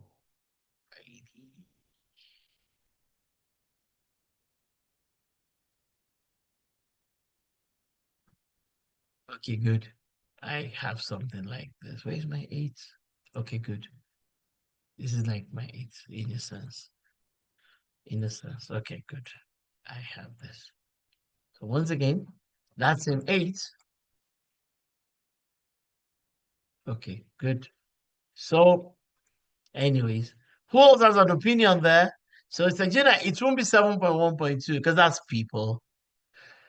I know, but this is not the people. Femi, it's not the people. So I'm asking, right? So what I'm saying is that everybody, let me say this again, just for clarity. Let me say this again, just for right. So I come here, right? This is what we're doing. This is what we're doing. So I've said, look at what I'm saying, everybody. I'm saying that clause 8, right, is tied more towards primary activities. But I've also established that the supporting activities are also very important.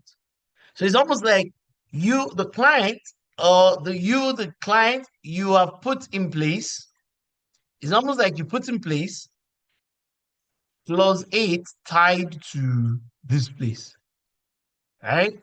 So your clause 8.1 to 8.7 is focused on all primary activities that lead to the production, as I said, production slash development of services of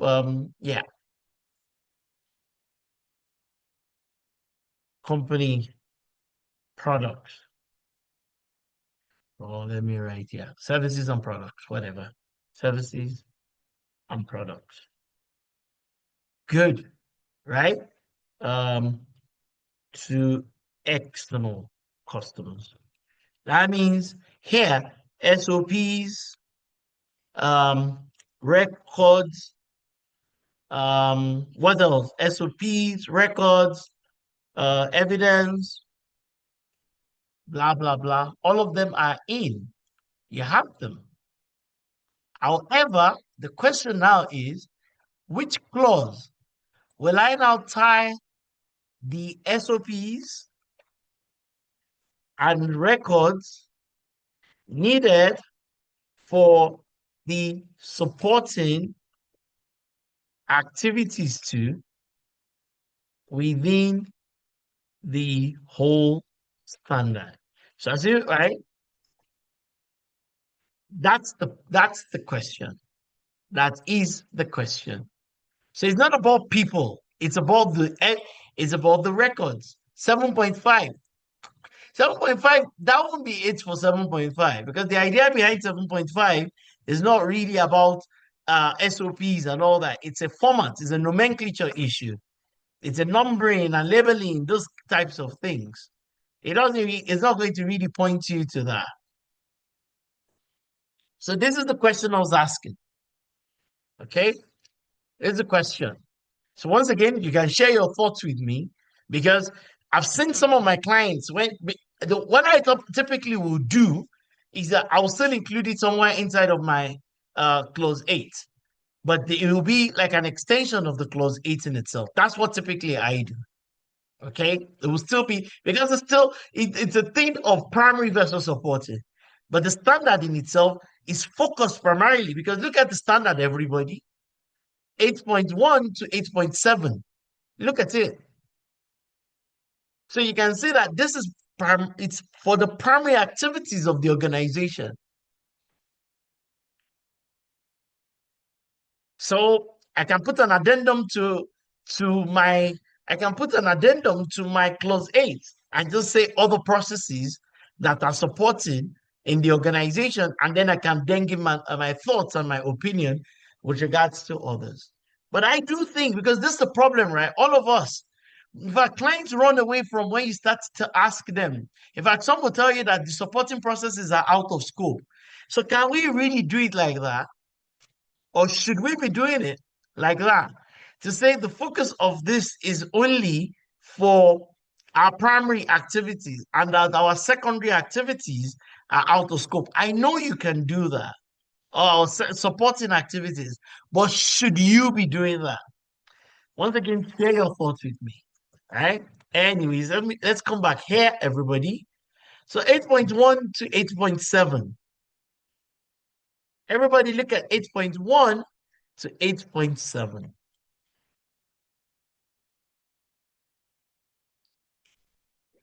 8.1 to 8.7. Okay. And then, of course, 9.1, 9.2, 9.3. Nothing has significantly changed. So you can see 9.1, 9.2, 9.3. They've broken them down so you can see general, general, general, but there are requirements under each of those general places. And they are auditable requirements because there has a shall clause in there. So this is the whole of 9, everybody. This is the whole of 9. And then 10. And this is what I'm saying. This thing that is here should be changed to maturity model um, improvement assessment.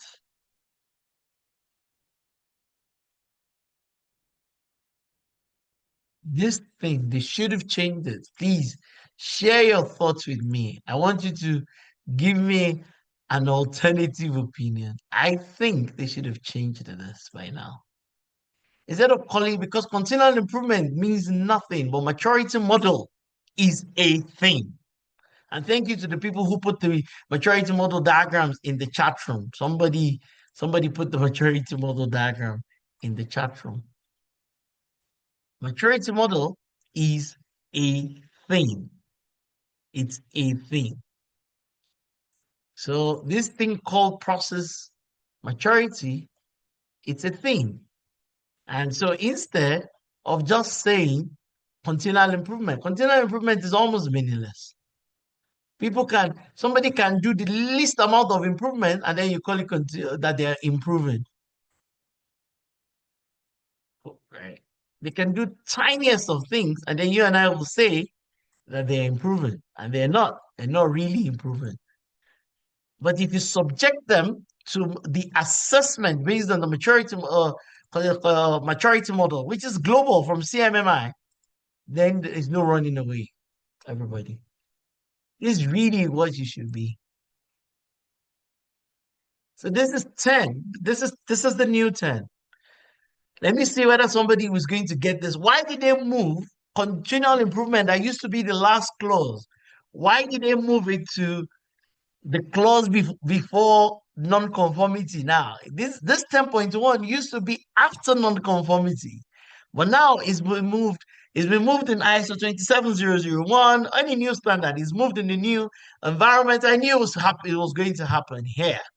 But who has a reason? Let me give somebody a gift. Let me give somebody a gift. Tell me. Do you know why they moved continual improvement and moved it ahead from behind non-conformity and corrective action? They moved it ahead of non-conformity and corrective action. I want an answer in the chat room. Let me give somebody a gift.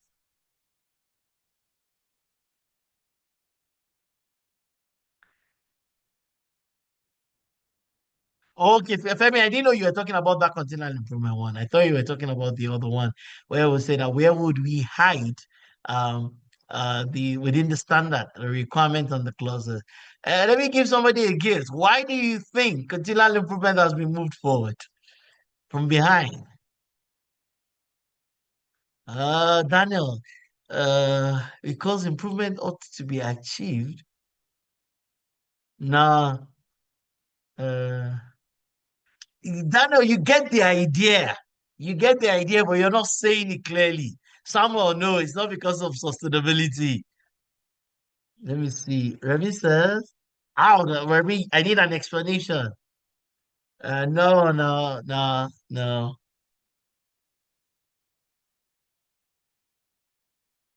Uh, Saka. Indrajit Saka.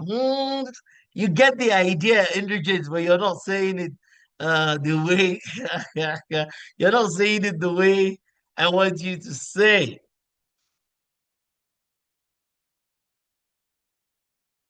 Afolabi, yeah, in a sense, proactive thinking, biology.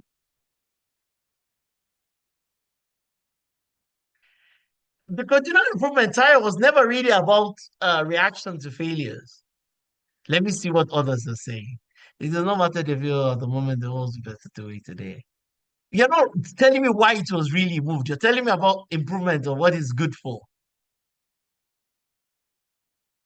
Uh, okay, so I learned it in the training class.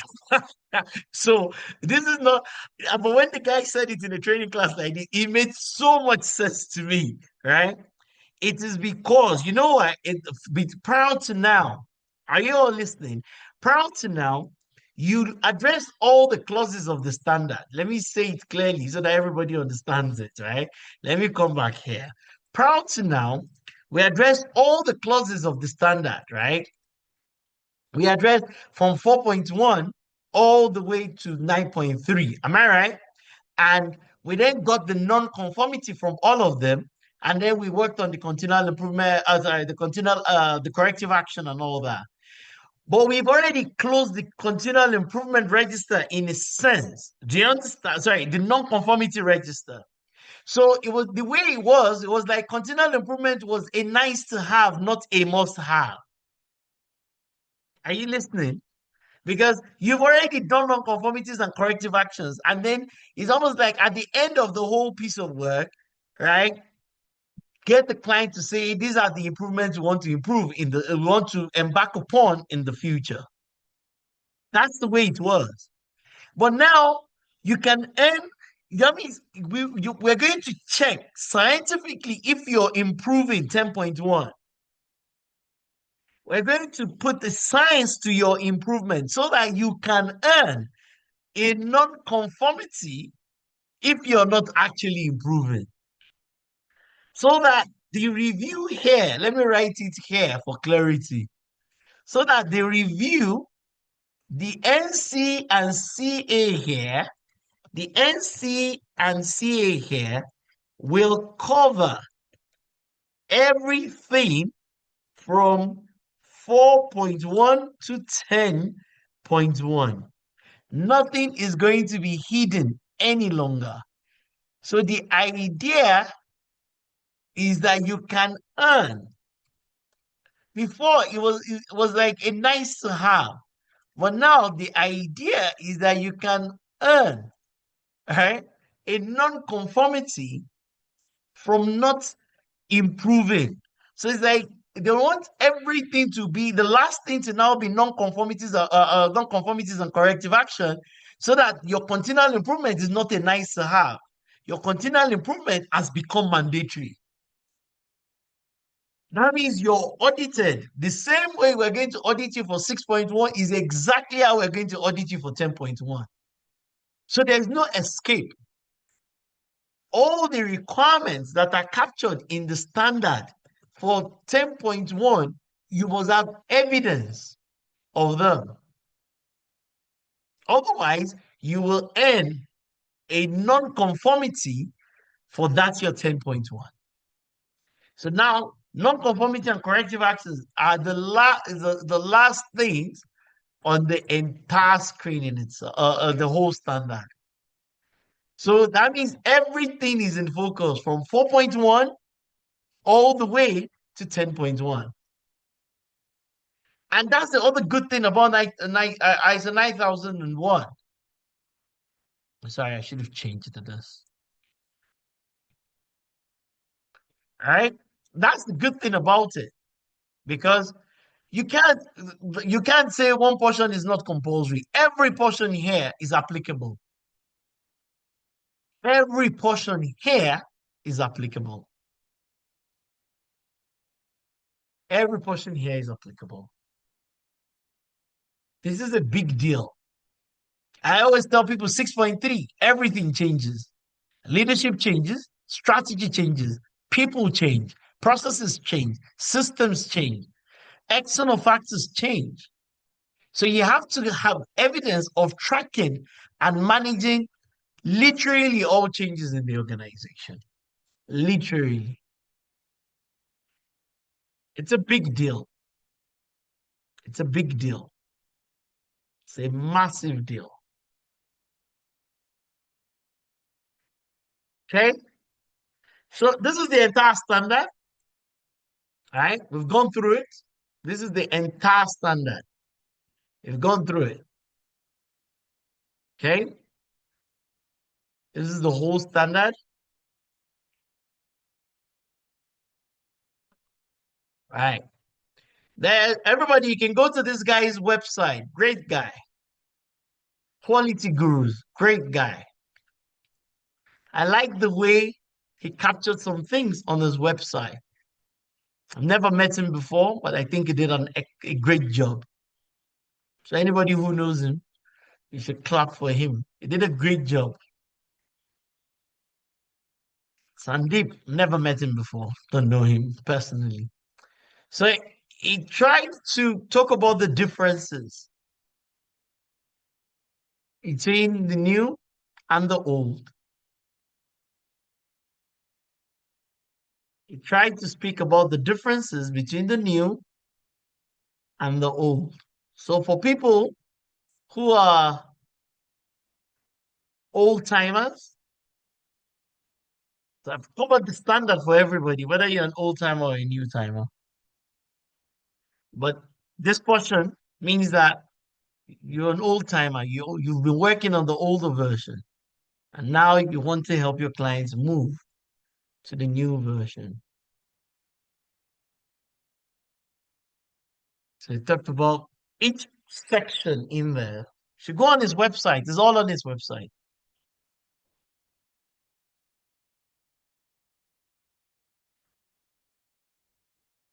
So, so everybody look at this. Look at the new. Look at the new. Look at the new. Okay. I don't know why they call it climate change. Maybe somebody might help me because sustainability is beyond climate change. I speak to people about ESG all the time. Okay. And ESG is about three areas: environment, which is where climate will come in, and then social, which is tied to labor laws and employee rights and working conditions.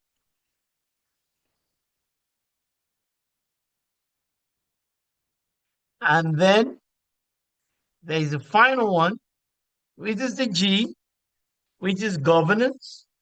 And the governance is the one that talks about the board, constitution, and performance. The board, constitution, and performance. Why is it that of all these three, it is only climate? Because even environment is bigger than climate. Why is climate the most important thing when it comes to the concerns? Somebody should help me. Why? Because climate is important, but it's not the only important thing. And that's why ESG reporting in an organization has not asked them only about climate. ESG reporting in organization is asking them about full ESG, the E, the S, and the G. Because inside of environment, you have all sorts of other things.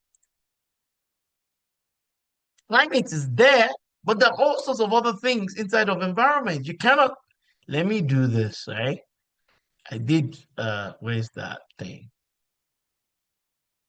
Where's, hold on. So even if you pick environment, environment is huge. Environment is massive. And you cannot pick climate. I don't know, maybe I'm wrong. I don't think you should pick climate at the detriment of all the others. So maybe somebody here can tell me.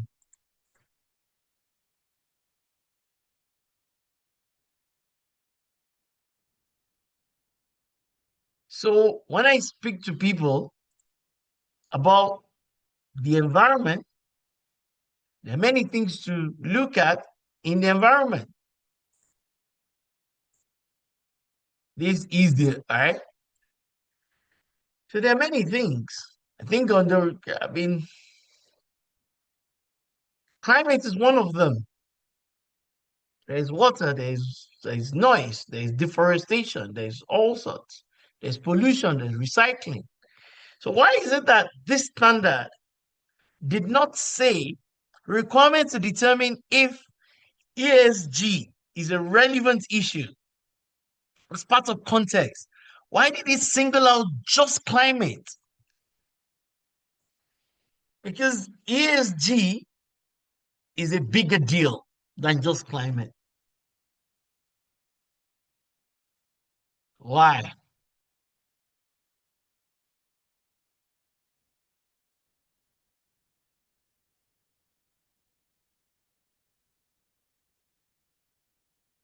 Exactly, Daniel.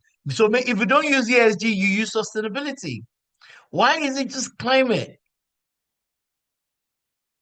Tyler says because climate is something that is naturally conditioned. Are you sure that's the only naturally conditioned thing?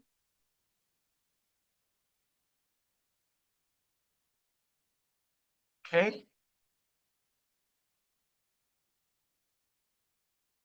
Also, climate threatens our exist. Is it only climate that is threatening our existence? Maybe you're right, Kojovi. Right? Maybe climate is the one thing that you and I, in a sense, is threatening our existence and we don't seem to have any control over. But I feel, I mean, I might be wrong because climate is a subset of ESG, and there's no way you're going to deal with ESG that you will not deal with climate. So, anyways, that's what they have done. I just think they should have focused more on ESG than climate. But I mean, that's one of the updates very quickly. So look at one of the updates, everybody here. That's one of the updates. Let me see. Why is it showing up like this? Why is it showing up like that?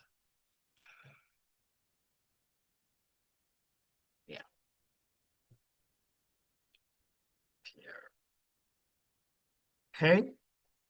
So here, leadership must promote quality culture and ethical behavior, not just demonstrate commitment. This is a much deeper this is a much deeper requirement that there must be evidence of them promoting quality culture and ethical behavior. This is much deeper than just them showing commitment to the implementation and adoption of 9001.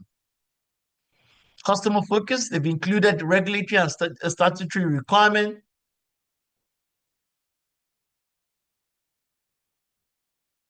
So they need to assign authority for promotion of customer focus throughout the organization and even maintenance during changes.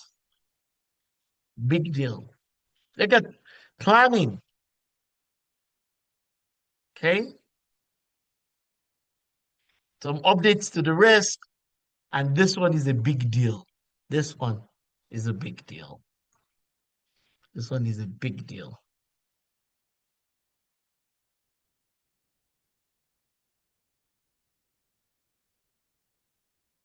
Yeah. This one is a big deal.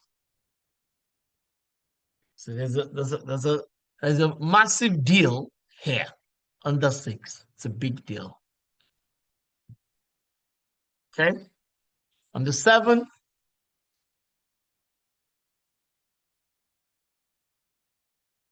so here, everybody,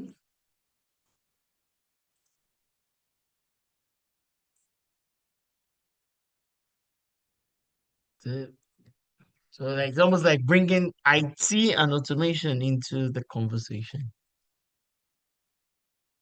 Okay. On the seven, on the eight,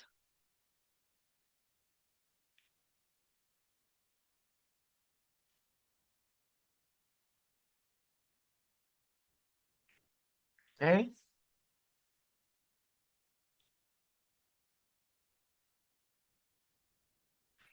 Nine, no big deal here. Okay.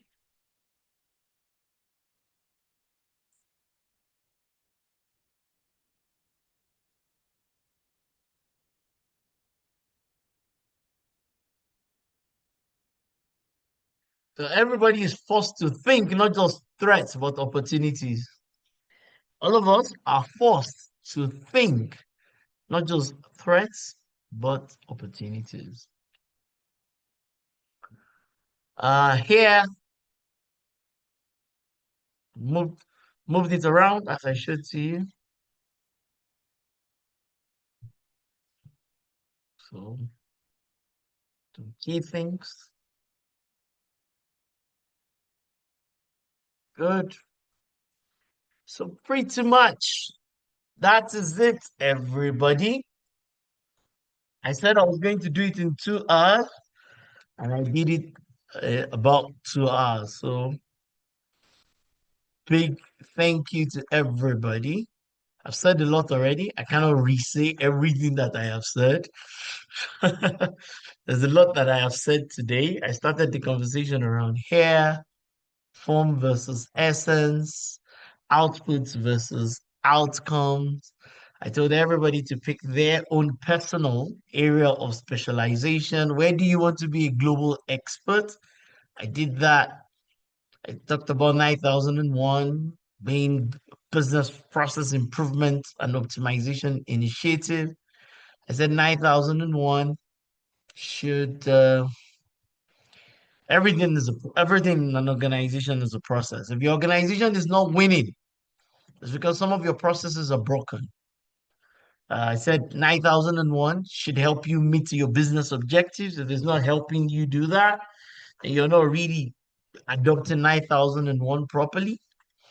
I said 9001 needs to help you address your business gaps. If it's not doing that, then you're not adopting it properly.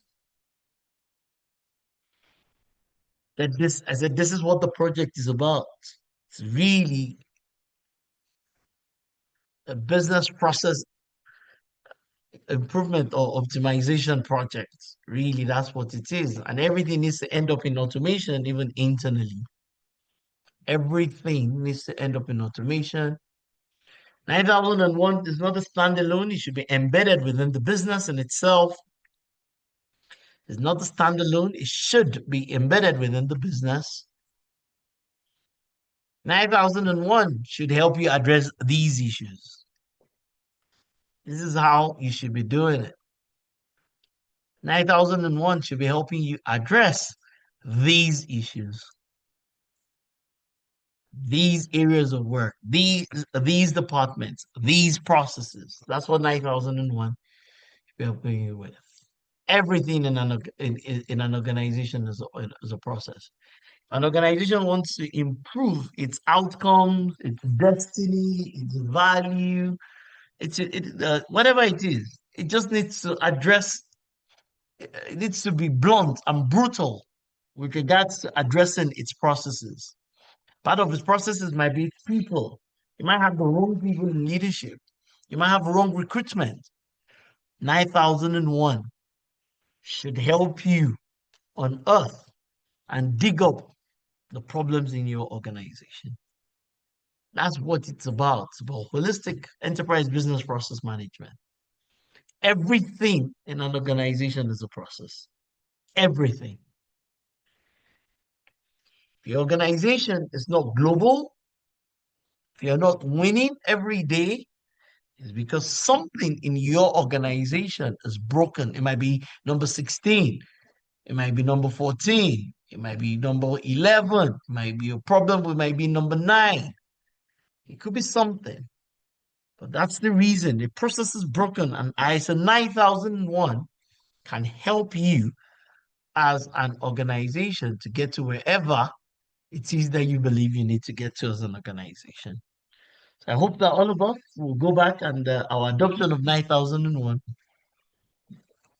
uh, especially everybody that is a consultant here, internal consultant, external consultant, auditor, trainer, whatever name, champion, let's do this right. Let's make a difference with this new version of the standard in itself. Good. Questions as we bring this to a beautiful close, thoughts and opinion. Anybody? Questions, thoughts, opinion as we bring this to a beautiful close. Please fill the feedback form. I'm begging you to please do that. Everybody, please fill the feedback form. That's important to me. We will send the link for the exam to the people that we get the feedback from, because we're also an ISO 9001 organization. We have to show that we're taking feedback, and we have to analyze the feedback so that when we're doing another version of this and all that. So please, I beg of you, please fill the feedback form. And any other person, if you've got thoughts, questions, and opinion, please drop it in the chat room. Questions, thoughts, opinion.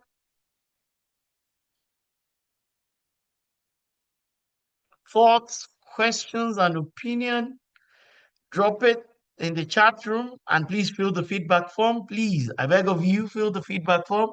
And if you want to join the WhatsApp community, please do that. But I beg everybody, please fill the feedback form. And apart from filling the feedback form, Ugochukwu, I will send the slides to you when you fill the feedback form and the exam link too. There be more. Fill the feedback form.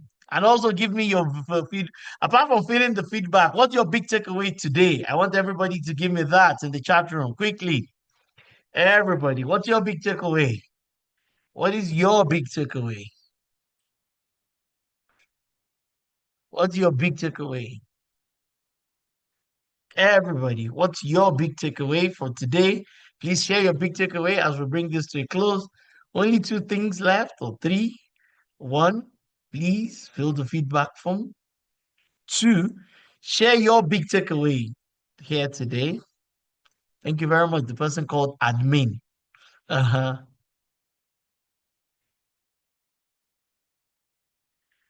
I think it's difficult, admin, to tell which industry, but I think the industries that will be the ones that their actions. So, for example, because of the climate change, right? So, if you look at a fintech, right? A fintech has nothing, not a lot that they're contributing to the destruction of the climate. I mean, all they have was a product, a software product that is seated in some data center somewhere on AWS and Azure. But oil and gas companies will have a lot to deal with. Manufacturing companies would also have a lot to deal with. So certain organizations, especially in the extractive industries, mining, because those all those organizations they have their core business activities contribute to the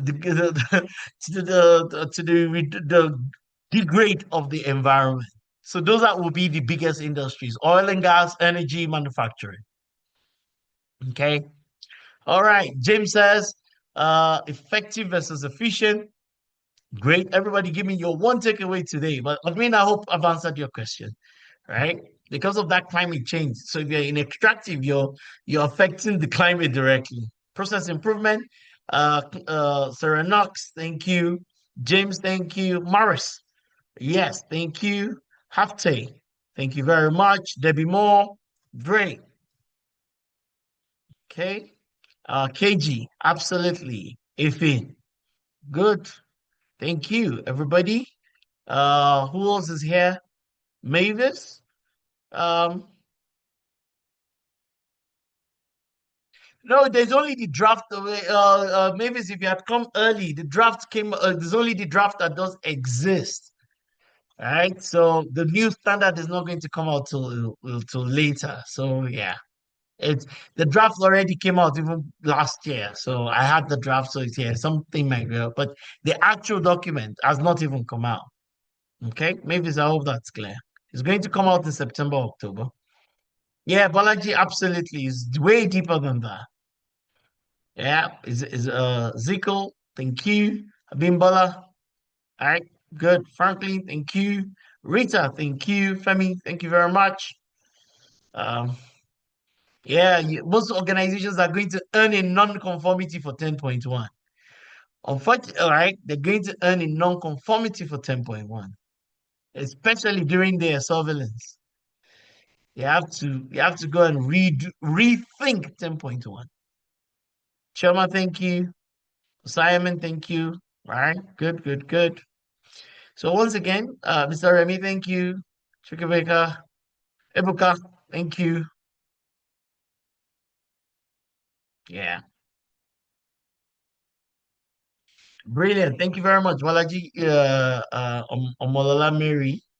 Simon, yes, you get the slides once you fill the feedback form. Everybody, fill the feedback form. You get the slides. Thank you very much, everybody, for sharing your what's this? What's the name of this public holiday? Right? Thank you very much for sharing the Workers' Day with me. Thank you. Thank you very much. Uh, please feature your video. I want to take a picture with everybody, if you do not mind. Thank you, everyone. We've come to the end. Once you fill the feedback form, you will get two things from us. Once you fill the feedback form, two things. You will get the slides and you would also get a link for your foundation exam. Hmm? Mr. Gideon, how you doing? And how's your beautiful wife? All right. All Doc, right, I'm doing quickly, well. everybody. Say hello to her. Say hello to her for us, right? I All will. right, good, good, good. All right, everybody, please quickly your camera very quickly. Let's take a picture together, and then we can bring this to a beautiful close so that you can have the remaining portion of your day to yourself. I hope you've gotten value from this session. I've tried to go through a lot within the period, but I'm certain that you've gotten a lot of value. The standard will come out, and then this is the number one standard that is applicable to every industry. You know, you and I focus on certain industries, am I right? Fintechs and banking, because those ones want to do 27001 or something. But 9001 is applicable to small, medium, large, IT, non-IT, financial services, it happens to, is applicable to every industry. Every industry. There's no going around when it comes to 9001. So I definitely think all of us should start encouraging our clients to start to really think about 9001. Good. Button, do you have what you need? Button, do you have what you need? Do you be taking the screenshots? Mr. Femi, it's Yes, great to see you. Alberto, it's great to see you. Uh James, Alberto, Edith, Adekale, Zico.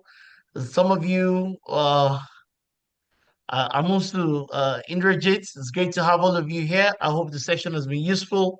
I hope you've gotten value from your time here today.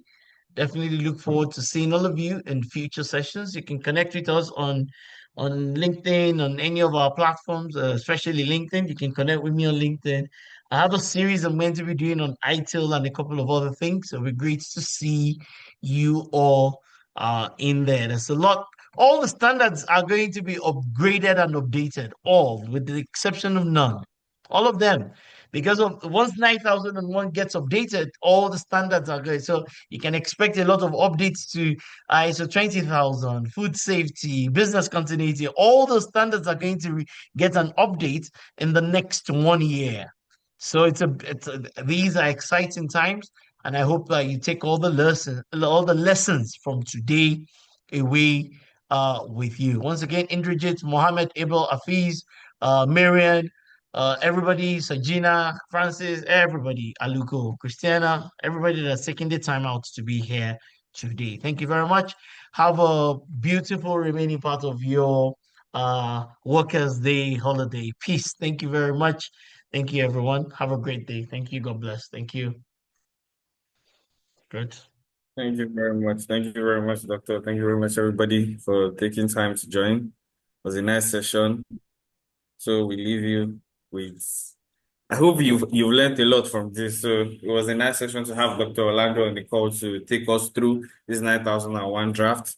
I mean, lots of new things in this draft that are coming into light. So it was a good pleasure. Like it was a good thing that Dr. Orlando could take us through it. And also, thank you everybody for taking out time to attend this session. So you can, follow us on our social media handles. Yeah, for Instagram is at Training Heights, for LinkedIn, Training Heights, and on TikTok, Training.heights. And also, can join our community also, to get more and more exclusive, trainings that we deliver.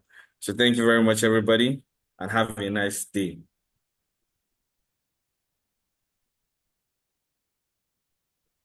Okay, guys. Bye-bye. Thank you, Doctor, for this great session. Bye-bye. Yeah, bye, guys.